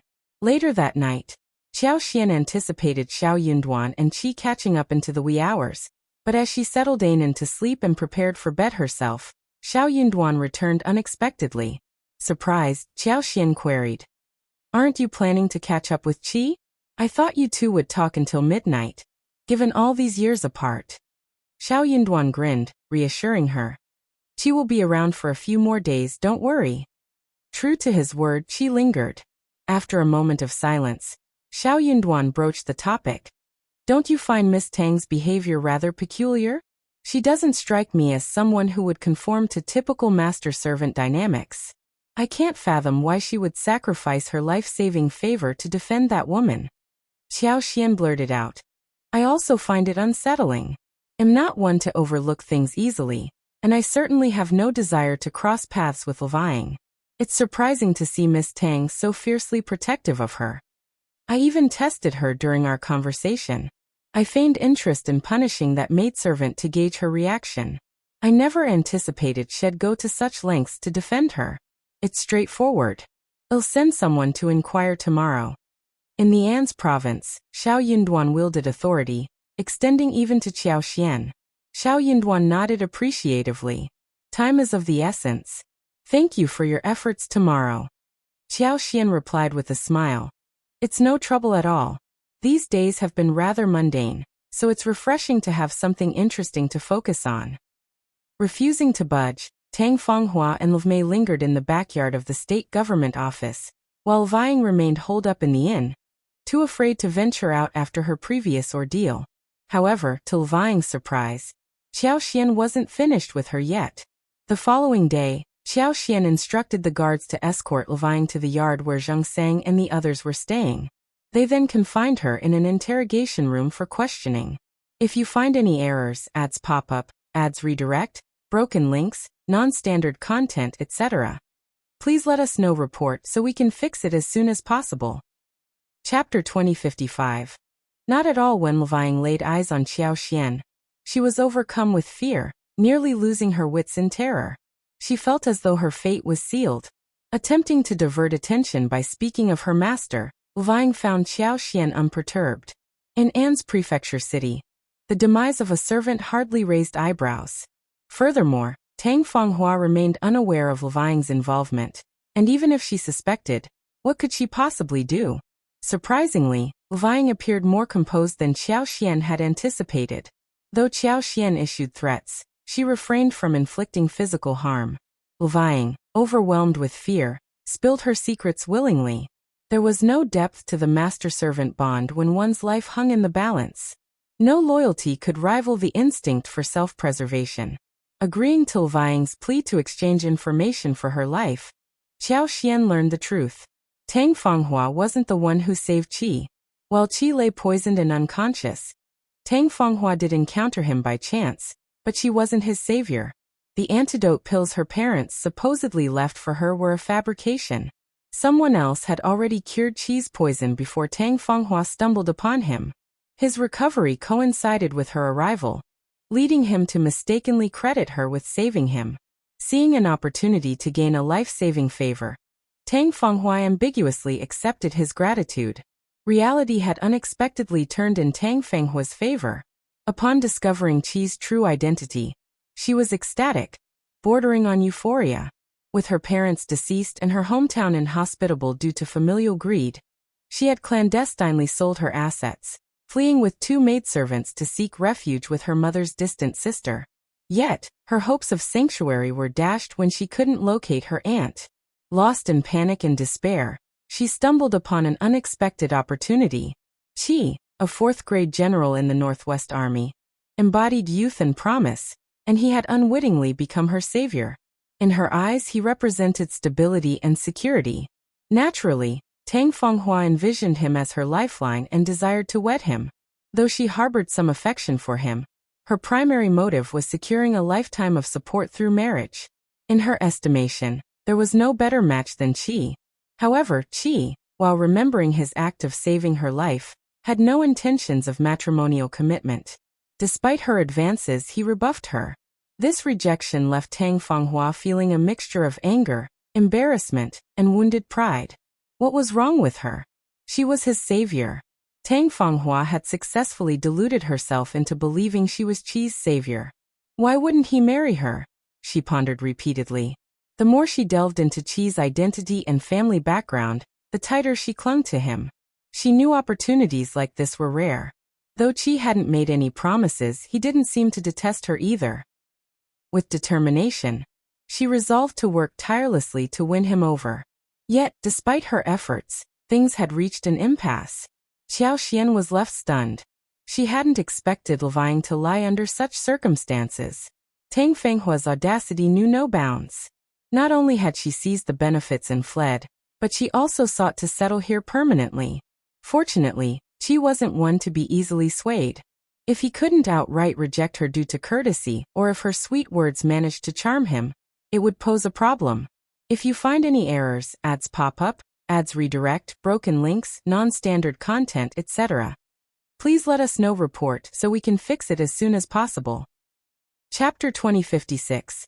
Qi is dumbfounded. It was understandable why Tang Fanghua would risk alienating her husband and wife, upsetting Qi, and even exchanging her life for Vying's. In that dire circumstance, Had she not protected Levang, Levang likely would have revealed the truth to save herself, right? But looking back, it was all a stroke of luck. Qiao Xian seethed with anger, her initial intent to punish Levang thwarted by Tang Fenghua's defense. She had purposely made the threat, never anticipating it would escalate to this extent. With a glimmer of hope, Qiao Xian turned to Levang, asking if she knew who had saved Qi. Levang shook her head, indicating her ignorance. Understandable. How could they possibly know? Qiao Xian abandoned further contemplation. The distance between them was too vast. She would leave it to Qi to decide whether to pursue the matter. As for the likelihood of uncovering anything, only time would tell. Arranging for Levang's confinement, Qiao Xian relayed the situation to Shao Yunduan and Qi upon returning home. Shao Yunduan grasped the situation immediately. He harbored doubts about Tang Fenghua's character. How could she have been the one to save Qi? Shao Yunduan couldn't shake off his disgust at the thought of such a person being Qi's supposed savior. Qi was left dumbfounded. His mind reeled at Qiao Xian's revelation, as if the very fabric of his world had been torn asunder. Had he been repaying the wrong favor all along? And what about his previous conflict with Tang Fanghua? How dare she deceive him? Observing Qi's bewildered expression, Shao Yunduan, who had intended to speak with him, held his tongue. Despite his frustration, he couldn't bring himself to add to his brother's distress. After a long silence, Qi finally regained his composure and turned to Qiao Xian. Fifth sister-in-law, thank you. If you hadn't uncovered this, I might have remained oblivious for a long time. He realized he might never uncover the truth in this lifetime. After all, who would suspect that their supposed savior wasn't what they seemed? Qiao Xian offered a comforting smile. What's false can never become true. Even if you don't know it now, the truth will reveal itself eventually. Try not to dwell on it too much. Qi nodded, though his thoughts still weighed heavily on him. How could he not dwell on it? He couldn't shake off his despondency. Shao Yunduan said, "What are you going to do? Since you know the truth, you can't let her lie to you." "Of course I want to expose her," Qi exclaimed, his agitation palpable. "How do you plan to do it?" Qiao Xian inquired. Qi's resolve wavered, his brow furrowing. "I'm afraid she won't confess." He realized he lacked evidence to prove her guilt. Levang, a mere maid, couldn't offer substantial proof. Even though he trusted Levang wouldn't lie under such circumstances, Tang Fanghua could still deny everything or shift blame, leaving him powerless. Qiao Xian offered a reassuring smile. "If it's a fabrication, there will always be inconsistencies. You can try to catch her in a trap." "A trap?" Qi echoed. "Exactly. Since she wasn't truly your savior, she wouldn't know the specifics of what happened to you. Even if she tries to explain later, she won't withstand detailed scrutiny. If you set a trap, she might stumble in her explanations." Shao Yunduan chimed in. "Your sister-in-law has laid it out clearly. The rest is up to you. If you find any errors, ads pop up, ads redirect, broken links, non-standard content, etc., please let us know. Report so we can fix it as soon as possible." Chapter 2057. Tang Fenghua's Joichi glanced at his brother and sister-in-law, nodding firmly. "You're right, fifth brother. I'll handle this myself. I'll go find her now." "Let's accompany you," Shao Yunduan suggested. "We can also bring Miss Yuan, me, and General Qin along." The more people involved, the better. Tang Fenghua's audacity warranted no privacy. Upon hearing Qi's invitation, Tang Fanghua felt a surge of elation. Mei chimed in, playing up Shao Yunduan's supposed guilt. "I knew it. General Shao has a kind heart. After all, you saved him. Surely he regrets his earlier treatment of you. His invitation is a sign of his regard for relationships. It's not a bad thing." Tang Fanghua beamed with satisfaction, feigning humility. "I seek only a clear conscience. General Shao is truly compassionate. He will come to understand me in time." "You're absolutely right." Master and servant conveniently overlooked the fact that Tang Fanghua wasn't Qi's savior at all. Tang Fanghua had meticulously adorned herself for the occasion. Her bean green embroidered powder and apricot hydrangea dress boasted narrow sleeves, exuding freshness and elegance. A simple bun adorned with jade hairpins and a chrysanthemum branch, inlaid with pearls, added to her refined appearance, evoking a hint of sympathy. Yet, upon arriving at the parlor where Qi had summoned her, Tang Fanghua and her servant felt a pang of unease upon seeing Qiao Xian, Shao Yunduan, Yuan Mi, and Qin Yuanshan. Had she misunderstood something? Of Mei, however, wasn't disappointed. It seemed General Shao hadn't specifically invited her miss to speak. Instead, there were all these irrelevant people present. Tang Fanghua greeted Qiao Xian and Shao Yunduan with a smile before turning to Qi and the others. Qi, it's quite lively here. Yuan Mi and Qin Yuanshan, privy to the truth, regarded Tang Fanghua with disdain. Yuan Mi in particular couldn't hide her disgust. With a sneer she remarked, "Indeed, lively indeed. And it's about to get even livelier for you." Tang Fanghua, accustomed to such treatment, adopted a facade of aggrieved patience. "Sister Yuan, what do you mean?" Yuan Mi sneered back. "Don't call me sister. I fear it might shorten my lifespan. You'll soon understand why." Turning to Qi, Tang Fanghua met his gaze with a smile. "Qi, I was told you wanted to see me. How can I assist you?" Qi cut straight to the point. "Miss Tang, I was poisoned and fell unconscious. You claim to have saved me. Is that true?" Tang Fanghua and her servant's expressions shifted dramatically. "Qi, what do you mean?" Tang Fanghua stammered. "I'm asking if you truly saved me," Qi repeated, his tone sharp. "Why would you doubt me?" Tang Fanghua's voice trembled as she struggled to maintain composure. Qi's sneer deepened. "You don't need to deceive me. The details of this incident can't be verified. You claimed your parents left behind a life-saving pill for you, but you've disposed of it entirely. With your parents deceased, there's only one pill remaining. I used it, and it's now depleted.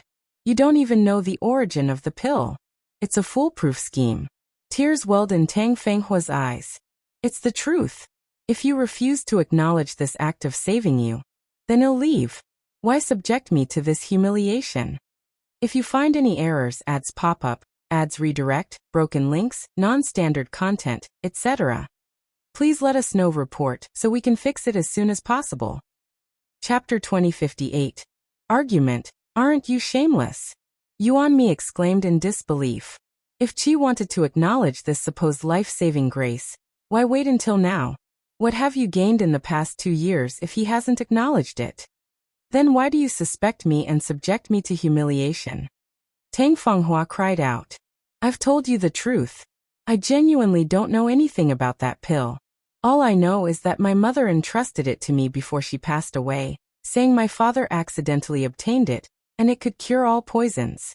With my parents gone, I have no way to prove it. How can I explain this any clearer?"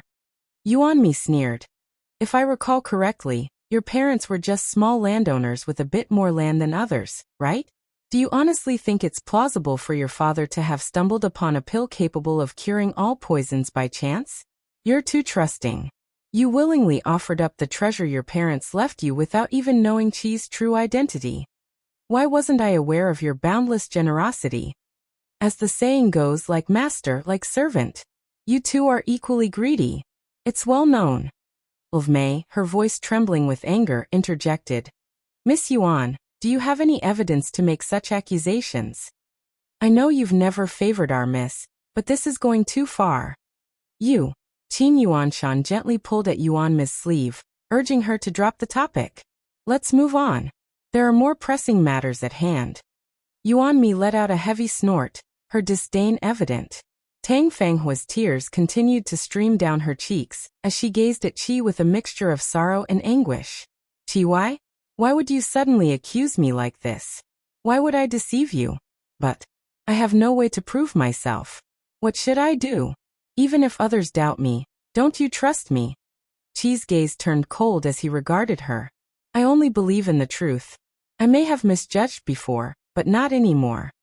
Qiao Xian intervened, her tone firm. "Don't attempt to sow discord here." Qi didn't heed anyone's attempts to sow discord. That's why he spoke those words. "Have you forgotten about Fang? That girl is terrified. She fears for her life. Despite my leniency, she knows I could turn against her at any moment. What recourse does she have but to endure it? She divulged this secret herself to plead for her life. Miss Tang, what more is there to say? Tang Fanghua realized that lying must have caused the problem. She deeply regretted it. 2 years. She had 2 years to manage the aftermath. Why did she have to leave such a looming threat unresolved? Not only lying, but also Mei. Did she fear losing servants to attend to her, without Qi's life-saving grace? Perhaps she should have allowed these 2 maidservants to meet untimely ends in the past 2 years.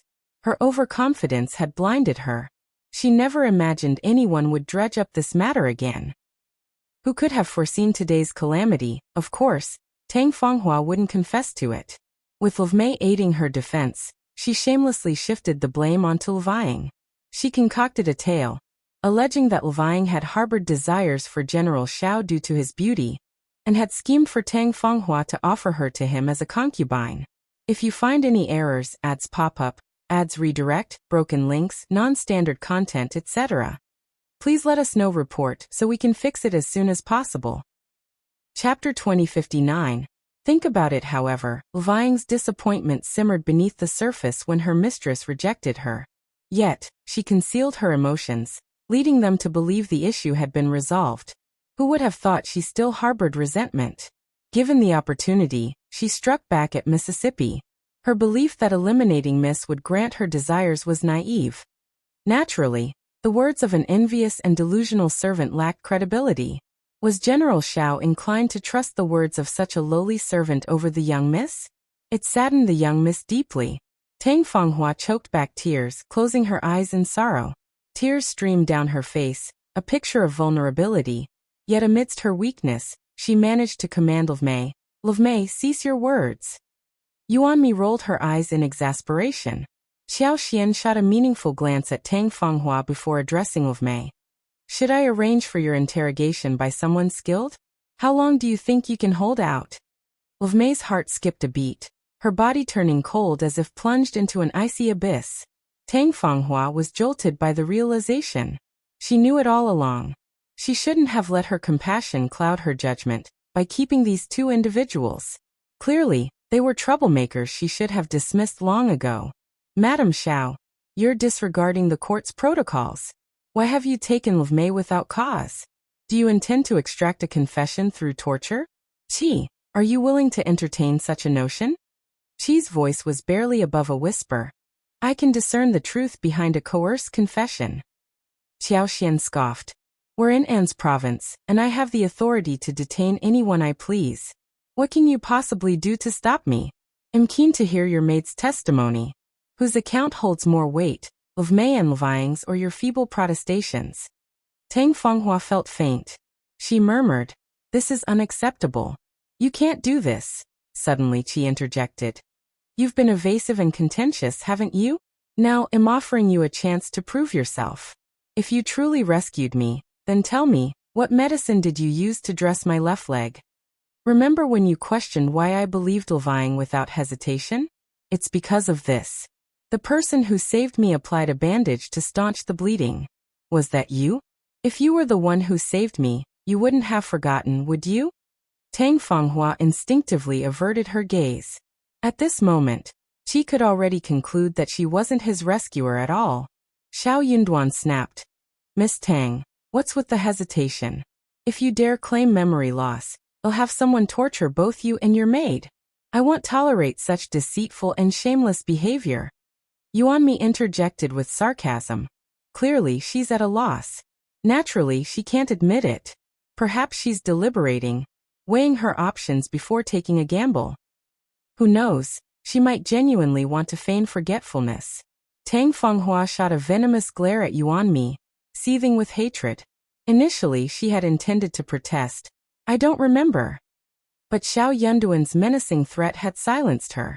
His words left her feeling utterly humiliated, as if she'd been stripped bare before everyone. Who gave him the authority to pass judgment in such a manner? Yet, she could only seize silently, unable to muster the courage to speak. She could sense Shao Yunduan's animosity and icy demeanor. His threat of torture was no jest. Fear gripped her. If you find any errors, ads pop up, ads redirect, broken links, non-standard content, etc., please let us know. Report so we can fix it as soon as possible. Chapter 2060. extremely regretful. It wasn't me. It wasn't me. Tang Fanghua's voice echoed in desperation. She must have mistaken me for someone else. Independent Illinois confess. I didn't claim to be his savior voluntarily. He mentioned it himself. In that moment of desperation and frustration, I entertained the hope that someone who regarded me as their rescuer might offer aid. Later, I wanted to clarify, but the words stuck in my throat. I was confused and inadvertently went along. But even if I didn't administer the antidote, if we hadn't found Qi and brought him back, who knows what fate would have befallen him? Even if our efforts were insignificant, we should have tried. How could you do this to me? How could you? Tang Fanghua's words dissolved into tears. She buried her face in her hands, sobbing uncontrollably. She realized that her relationship with Qi was irreparable. The rosy future she had envisioned lay shattered. Qi wouldn't offer her another chance. Even if Qi were forgiving and easily persuaded, his siblings-in-law were not benevolent. They would never accept her. Regret consumed her. Why hadn't she dismissed those two maids sooner? Why had she allowed the confrontation with Madame Shao at Yu's dessert shop that day? Alas, there was no going back. He received confirmation from her. Despite mentally preparing himself, Qi's heart still sank momentarily. The sensation was unsettling. Could there be anyone more foolish than him? He had even misidentified his rescuer. Tang Fanghua had a point. Though she wasn't the one who administered the antidote and saved Qi, she and her companions had facilitated his return. Their efforts were commendable. Therefore, he chose not to dwell on the matter. He let the past be. However, Qiao Xian retrieved 40,000 taels of silver from the 50,000 she had bestowed upon Tang Fanghua. Times were tough, and 40,000 taels could secure ample provisions, valuable in times of crisis. Why was she so quick to part with it? She had been under her care for 2 years. With 10,000 taels, he could repay her kindness. Considering her deceitful intentions, she could have rightfully sought retribution. Yet he decided against it. Qi and his companions had no intention of escorting her home. Therefore, Qiao Xian instructed her to gather her belongings and stay at the inn, departing An's city the following day. Tang Fanghua hesitated to make any distinctions. She merely requested a private farewell with Qi before departing. Yuan Mi was astounded. She silently rebuked, after deceiving her so thoroughly. You still have the audacity to bid farewell. Shao Yinduan concurred. Qi was taken aback by his brother's agreement. Shao Yinduan hadn't anticipated Tang Fanghua's words affecting Qi. So why did he intervene? Qi wasn't so callous as to be unable to address such a minor issue. If Tang Fanghua's plea softened his heart and swayed his decision, it would be truly disappointing. Tang Fanghua clung to a glimmer of hope. She seized this final opportunity to plead her case. With tearful remorse, she confessed her wrongdoing, painting a picture of misery with her background. She beseeched Qi for forgiveness, acknowledging her lack of support, and pleading to accompany them back to the northwest. Vowing not to intrude or cause trouble, she pledged to maintain her distance and not inconvenience him. She had no one to rely on and was afraid. She could only feel more at ease when she stayed in a familiar place like the northwest. If you find any errors, ads pop up, ads redirect, broken links, non-standard content, etc., please let us know. Report so we can fix it as soon as possible. Chapter 2061. Qi rejects. She wept and pleaded with desperation, employing every ounce of sympathy she could muster. Tang Fanghua played the ultimate sympathy card. She implored Qi to acquiesce. For her, the opportunity to accompany him back to the northwest signified closure on the matter of her impersonation to save his life. Perhaps it wasn't entirely unfavorable. She could embark on a fresh start. Only time would reveal whether she could gradually win him over. If she still had a chance to draw close to him. But Qi declined. Despite her tearful entreaties, Qi remained resolute, steadfastly refusing to even meet her gaze. It was out of the question for him to bring her along. What sort of person was he then? How could he possibly entertain mercy after being so gravely deceived? Moreover, their kindness towards Anan, an innocent child, was testament to their character. He couldn't allow her to persist in pestering him. Tang Fanghua yearned to plead once more, But she refused to entertain any further discussion. He turned away, urging her to depart promptly. Fanghua clenched her teeth, summoning an unexpected courage to cry out. Do you still hold me accountable? Have I not atoned enough with my life? As the words left her lips, she forcefully struck her head against the wall. She was stunned. Despite his years of training and sharp intellect, he hadn't anticipated this. With a swift motion, Qi pushed Fanghua away with his palm, causing her to collapse with a muted cry. Clutching her chest, she struggled to sit up, her face drained of color. Qi let out a sigh of relief, his anger boiling over. Are you out of your mind? He scolded. Though in pain, Fanghua secretly reveled in her boldness. She offered Qi a sad smile, her pallid face bearing the weight of regret. Qi, I understand the gravity of my actions. Please grant me another chance. I'll change, I swear it. Please, I beg of you. Fanghua vowed that if given another opportunity, she would truly transform herself. She wished she could rip out her heart and present it to him as proof of her sincerity. Yet, what leverage did she possess to secure her redemption? No matter how earnest her plea, it held no sway in Qi's eyes. Qi remained unmoved, his temper flaring. Enough, he erupted. Leave at once. I never want to lay eyes on you again. This woman was clearly unhinged. How could he capitulate to her demands when she resorted to such extreme measures before him? Thankfully, catastrophe was averted. What if she had suffered a serious injury from her reckless behavior? It would have been a calamity indeed. His ability to judge character was evidently lacking.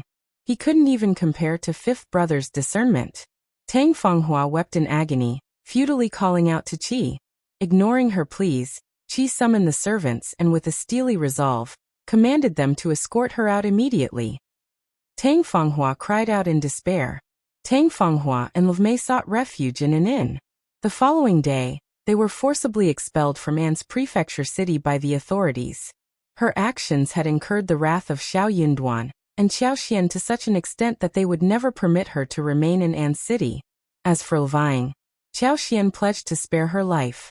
Nevertheless, An's prefecture city was no longer a viable option for Fanghua. Utterly bewildered, she didn't know where to turn. Desperate, she sought out a human broker and implored him to find a buyer for her. Qiao sighed in frustration. While indifferent to the situation, she instructed the broker to sell Fanghua outside the city, avoiding any dealings with the An's family. Selling such a troublemaker within An's prefecture city could potentially invite future complications. With that, the matter concluded. If you find any errors, ads pop up, ads redirect, broken links, non-standard content, etc., please let us know. Report so we can fix it as soon as possible.